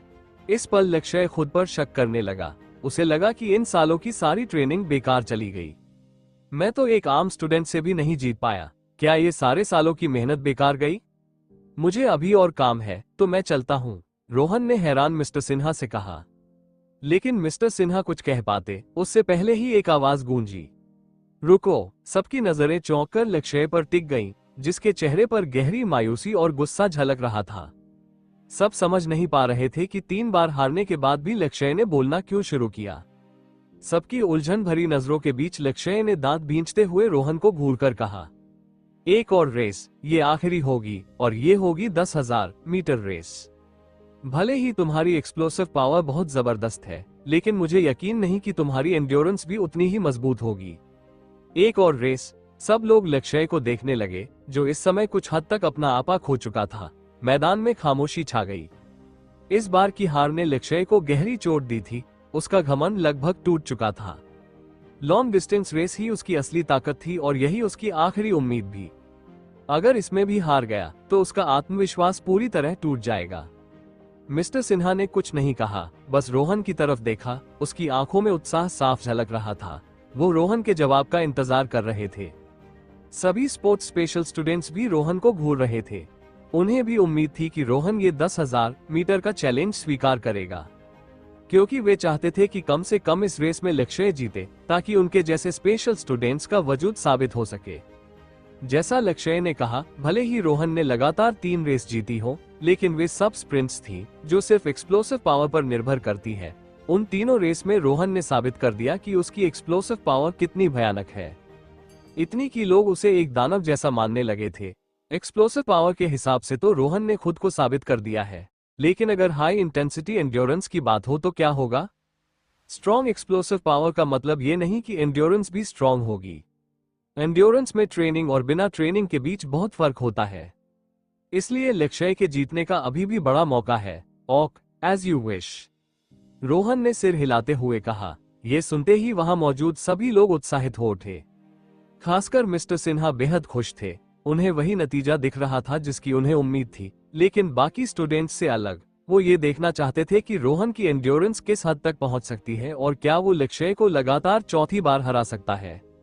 चूंकि तुम दोनों तैयार हो तो चलो शुरू करते हैं। मिस्टर सिन्हा मुस्कुराए और खड़े होते हुए बोले। उन्होंने रोहन की तरफ संतुष्ट नजरों से देखते हुए कहा, पहली कुछ रेस को वार्म अप ही समझो, अब अलग से वार्म अप मत करना, क्योंकि 10,000 मीटर लॉन्ग डिस्टेंस रेस शुरू होने वाली है।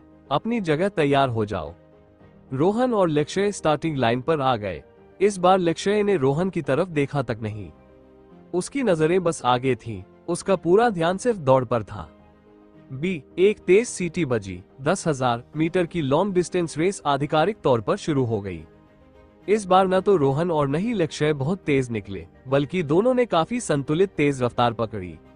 दौड़ते हुए लक्ष्य बड़ी समान रूप से सांस ले रहा था, लेकिन रोहन ने धीरे धीरे स्पीड बढ़ानी शुरू कर दी और देखते ही देखते लक्ष्य को पीछे छोड़ दिया।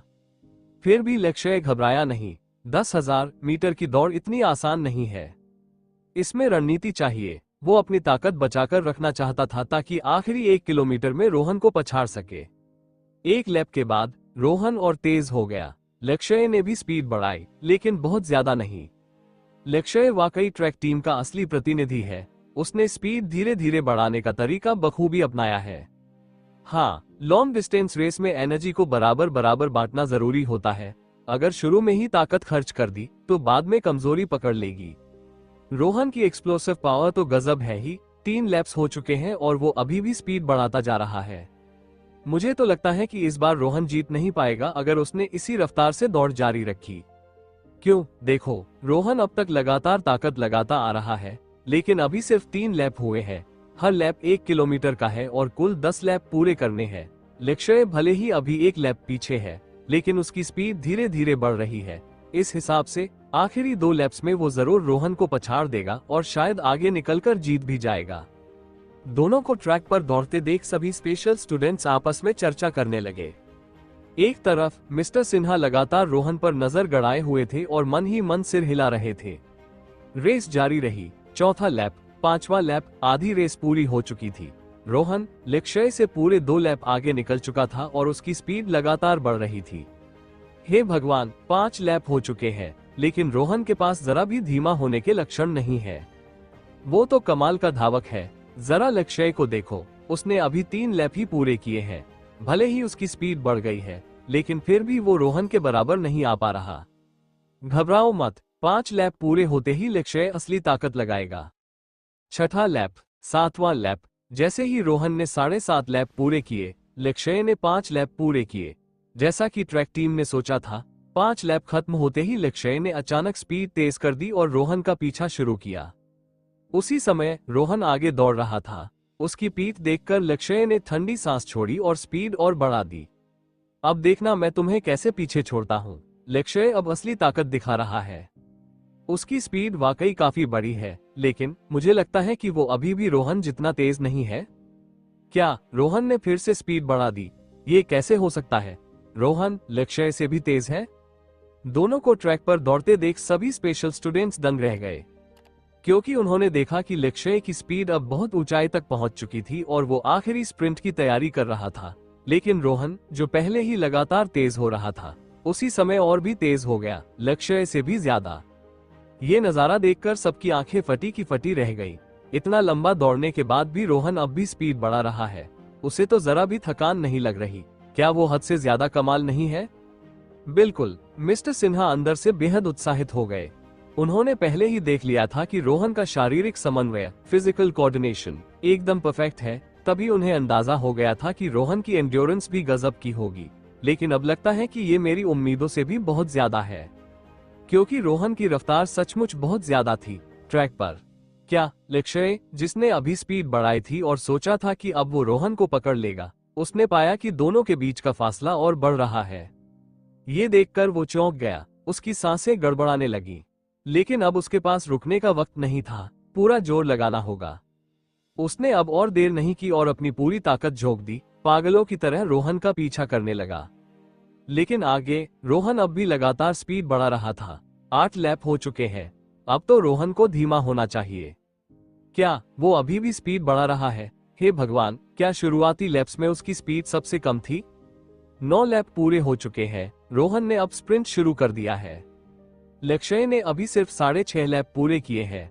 रोहन ने फिर स्पीड बढ़ाई है और अब वो उतनी ही तेजी से भाग रहा है जितनी 400 मीटर में थी। वो तो सचमुच एक राक्षस है। ट्रैक को घेरे हुए मैदान में खड़े तमाम लोग हैरान रह गए। उन्होंने सोचा था कि आखिरी 2 लैप्स में रोहन थककर धीमा पड़ जाएगा, लेकिन नजारा तो बिल्कुल उल्टा था। रोहन न सिर्फ धीमा नहीं हुआ, बल्कि और भी तेज दौड़ने लगा। 8 किलोमीटर दौड़ने के बाद भी रोहन के पास इतनी ताकत है कि वो आखिर में भी स्पीड बढ़ा सकता है। सब लोग हक्का बक्का होकर बस देखते रह गए कि रोहन लगभग डरावनी तेजी से फिनिश लाइन पार कर गया। उस पल वहां मौजूद हर कोई दंग रह गया, यहां तक कि मिस्टर सिन्हा भी। किसी के पास अपने हैरान होने को बयान करने के लिए शब्द नहीं थे। सबके मुंह खुले के खुले रह गए, रोहन को अविश्वास से घूरते हुए। काफी देर बाद सबकी नजरें मुड़ी, लेकिन उन्होंने देखा कि लक्ष्य ट्रैक पर ही बैठा था, जैसे किसी गुब्बारे की हवा निकल गई हो। उसका सिर नीचे झुका हुआ था। वो बेहद टूटा हुआ लग रहा था। रोहन ने 10,000 मीटर की रेस पूरी कर ली, लेकिन मैं तो बस 7 किलोमीटर ही भाग पाया। उसी वक्त जब रोहन 10 किलोमीटर भाग सकता था, मैं सिर्फ 7 ही कर सका। हमारे बीच का फर्क साफ है। एक ट्रैक स्पेशल स्टूडेंट होकर क्या मुझे ऐसा नतीजा मिलना चाहिए? जैसे ही उसे एहसास हुआ कि वो रोहन को पकड़ ही नहीं पाएगा, उसने हार मान ली। पूरी तरह हार मान ली। रोहन का प्रदर्शन उसके गुस्से की आग पर तेज तूफानी बारिश की तरह था, जिसने सब कुछ बुझा दिया। लेकिन बात यहीं तक नहीं थी। लक्ष्य हमेशा अपने ट्रैक स्पेशल स्टूडेंट होने पर गर्व करता था और यूनिवर्सिटी में सबसे आगे रहने वाले धावक की पहचान पर इतराता था। लेकिन अब उसका सारा घमंड और अभिमान रोहन ने बेरहमी से तोड़ डाला था। हार गया, मैं पूरी तरह हार गया। क्यों? आखिर क्यों? ट्रैक पर बैठे हुए लक्ष्य रोने लगा। उसके दिल में बार बार वही सवाल गूंज रहा था, आखिर क्यों? इतने सालों की प्रैक्टिस के बाद भी मैं एक ऑर्डिनरी स्टूडेंट को क्यों नहीं हरा पाया? मैं एक ट्रैक स्पेशल स्टूडेंट हूँ, मैं स्पेशल स्टूडेंट हूँ। इन सालों की मेहनत और दर्द भरी ट्रेनिंग याद करके वो बुरी तरह टूट गया। इतना सब सहकर सुबह से रात तक की प्रैक्टिस करने के बाद भी सब बेकार गया। मैं तो इंडियन मेडिसिन स्कूल के एक स्टूडेंट से भी नहीं जीत पाया। लक्ष्य पूरी तरह निराश हो चुका था।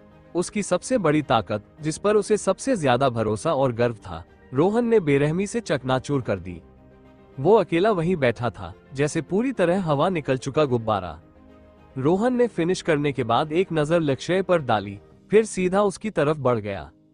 दूर से दौड़ देखते आ रहे सारे स्पोर्ट्स स्पेशल स्टूडेंट्स और मिस्टर सिन्हा दौड़कर वहां पहुंच गए। सबके दिलों में जो झटका था, वो धीरे धीरे उतर चुका था। अब किसी को ये परवाह नहीं थी कि रोहन कितने समय में दौड़ा। सबको बस इतना पता था, रोहन जीत गया। उन्होंने मन ही मन लक्ष्य के लिए अफसोस जताया। रोहन। जैसे ही रोहन लक्ष्य के सामने पहुंचा, मिस्टर सिन्हा, जो पूरी तरह से जोश में दौड़ते हुए आया था, उसने रोहन का कंधा पकड़ लिया और उत्साहित होकर बोला, बहुत बढ़िया, तुम कमाल हो। स्पोर्ट्स स्कूल के हेड कोच के तौर पर मैं तुम्हें आधिकारिक रूप से हमारी टीम में शामिल होने का न्योता देता हूं। मैं चाहता हूं कि तुम हमारे ट्रैक टीम में शामिल हो और 1 महीने बाद होने वाले प्रोविंशियल स्पोर्ट्स मीटिंग में हमारी यूनिवर्सिटी की तरफ से हिस्सा लो और हमारे लिए सम्मान जीत कर लाओ। मुझे उम्मीद है तुम मान जाओगे। वो रोहन को इनवाइट कर रहा है। पास खड़े सारे स्पोर्ट्स स्पेशल स्टूडेंट्स ये सुनकर दंग रह गए। फिर सबने राहत की सांस ली और उत्साह से बोले, रोहन जैसी परफॉर्मेंस से तो वो जरूर यूनिवर्सिटी का नाम रोशन करेगा। हमसे जुड़ जाओ। हाँ, तुम इतने शानदार हो कि अगर ट्रैक टीम में नहीं आए तो सच में अफसोस होगा। हाँ, हमारी ट्रैक टीम तुम्हारा स्वागत करती है। सबने मिलकर मनाने की कोशिश की। रोहन ने अपनी ताकत से सबको जीत लिया था, लेकिन कोई भी उस लक्ष्य पर ध्यान नहीं दे रहा था, जो चुपचाप झुके सिर के साथ किनारे बैठा था। सिर्फ रोहन की नजरें उसी पर टिकी थी। उसकी नजरों में जीत की खुशी नहीं, बल्कि सहानुभूति थी। खासकर तब जब मिस्टर सिन्हा ने उसे यूनिवर्सिटी के लिए सम्मान जीतने की बात कहकर टीम में बुलाया। उसके मन में और भी ज्यादा दया उमड़ आई। हाय, उसने हल्की सी सांस छोड़ी। फिर मिस्टर सिन्हा की ओर देखकर थोड़ा ठंडे लहजे में पूछा, मिस्टर सिन्हा, मैं आपसे एक सवाल पूछना चाहता हूँ। अगर ये sports special student sports meeting में यूनिवर्सिटी का नाम रोशन करते हैं तो क्या यूनिवर्सिटी उन्हें ग्रेजुएशन के बाद कोई नौकरी दिलवाएगी? रोहन के इस सवाल को सुनकर मिस्टर सिन्हा, जो उसकी सहमति का बेसब्री से इंतजार कर रहा था, एकदम चौंक गया। नहीं, उलझन में भरे मिस्टर सिन्हा ने जवाब दिया, ये तो कॉमन सेंस है। तो फिर उन्हें क्या फायदा मिलेगा अगर वो हमारी यूनिवर्सिटी के लिए नाम कमाते हैं? रोहन ने अगला सवाल दागा। मिस्टर सिन्हा हक्का बक्का रह गया। आसपास खड़े सारे स्पोर्ट्स स्पेशल स्टूडेंट्स भी सन्न रह गए। फायदा? हाँ, हम तो स्पोर्ट्स स्पेशल स्टूडेंट्स हैं। चाहे ट्रेनिंग कितनी भी सख्त हो, हम वक्त पर हिस्सा लेते हैं, सिर्फ यूनिवर्सिटी का नाम रोशन करने के लिए। लेकिन अगर हम इतनी मेहनत करते हैं तो हमें क्या इनाम मिलता है? हाँ, जगह पाने के बाद हम थोड़ी देर शेख ही मार सकते हैं, लेकिन कुल मिलाकर शायद कुछ नहीं।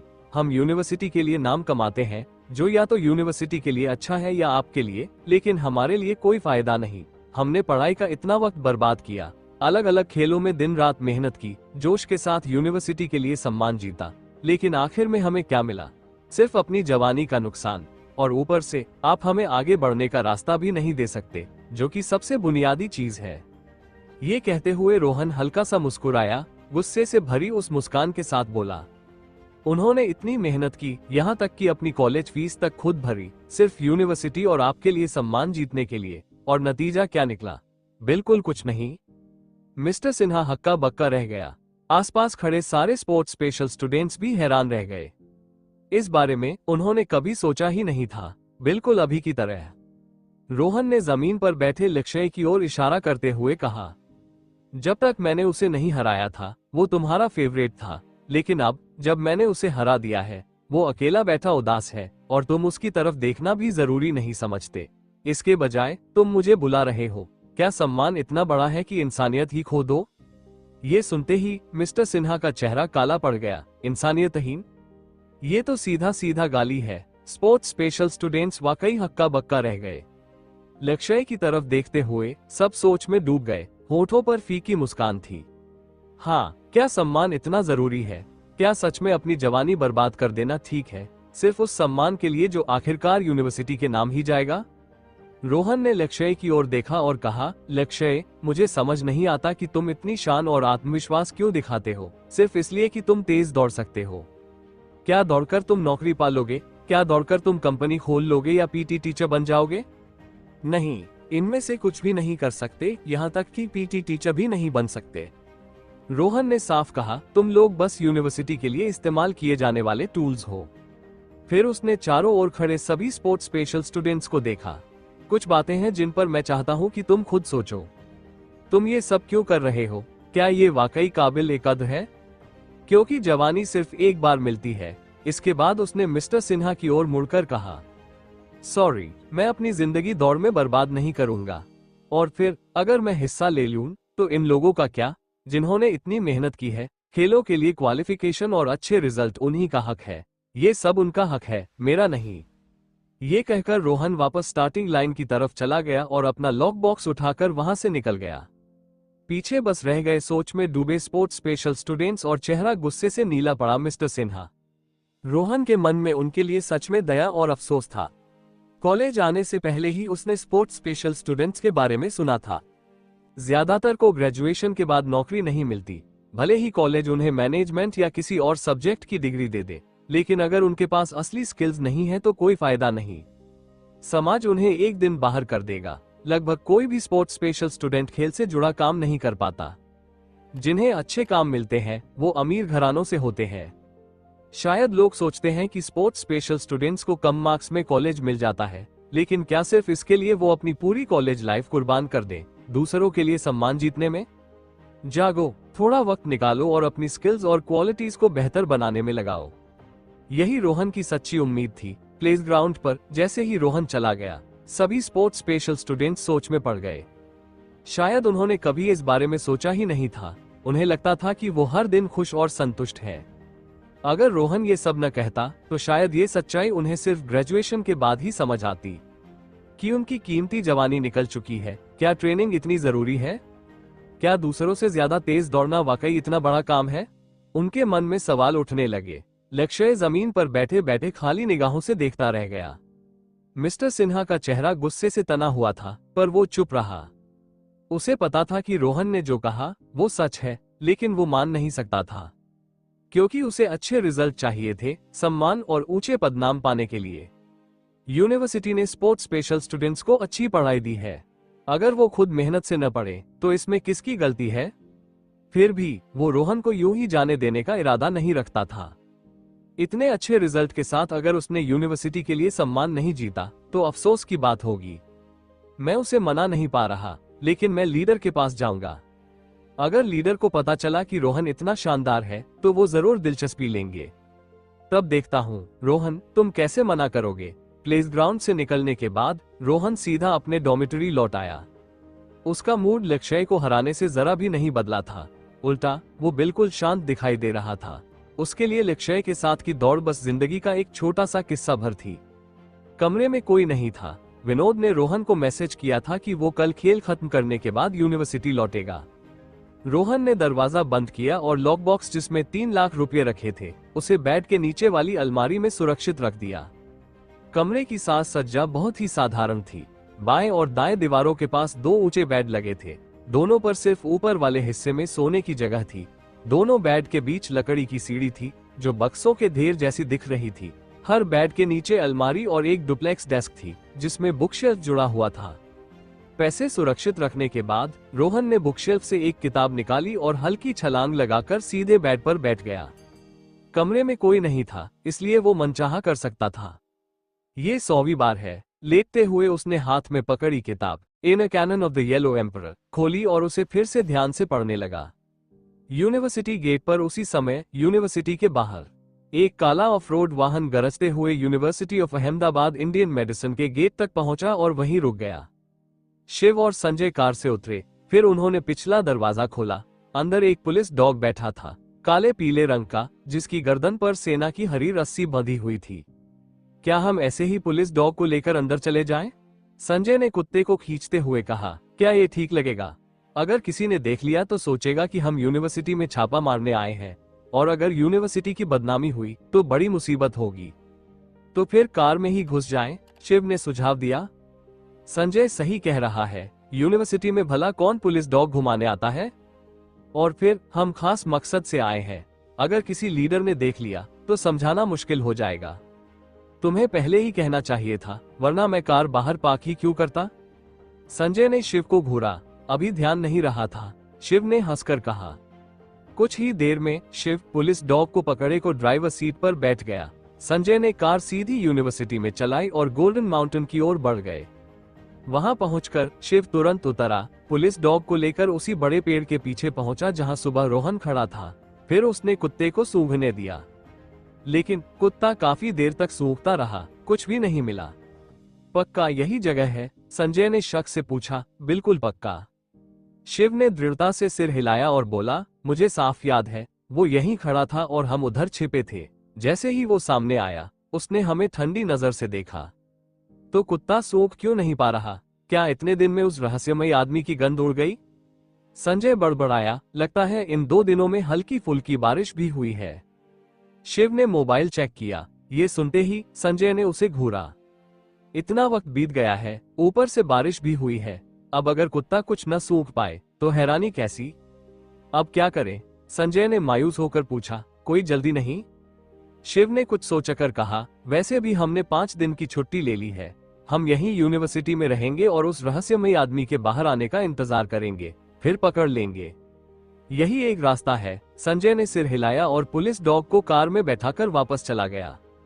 उस रात के 2:30 बजे शिव और संजय फिर से पुलिस डॉग को लेकर गोल्डन माउंटेन पहुंचे।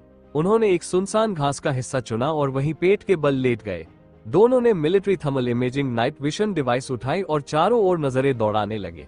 ज्यादा समय नहीं बीता था कि एक परछाई दिखाई दी। चलो दोस्तों, आज के लिए इतना ही। बाकी के एपिसोड के लिए सब्सक्राइब करें हमारी चैनल ऑडियो टून को, जिससे आपको हमारी हर वीडियो की नोटिफिकेशन सबसे पहले मिल जाए। धन्यवाद।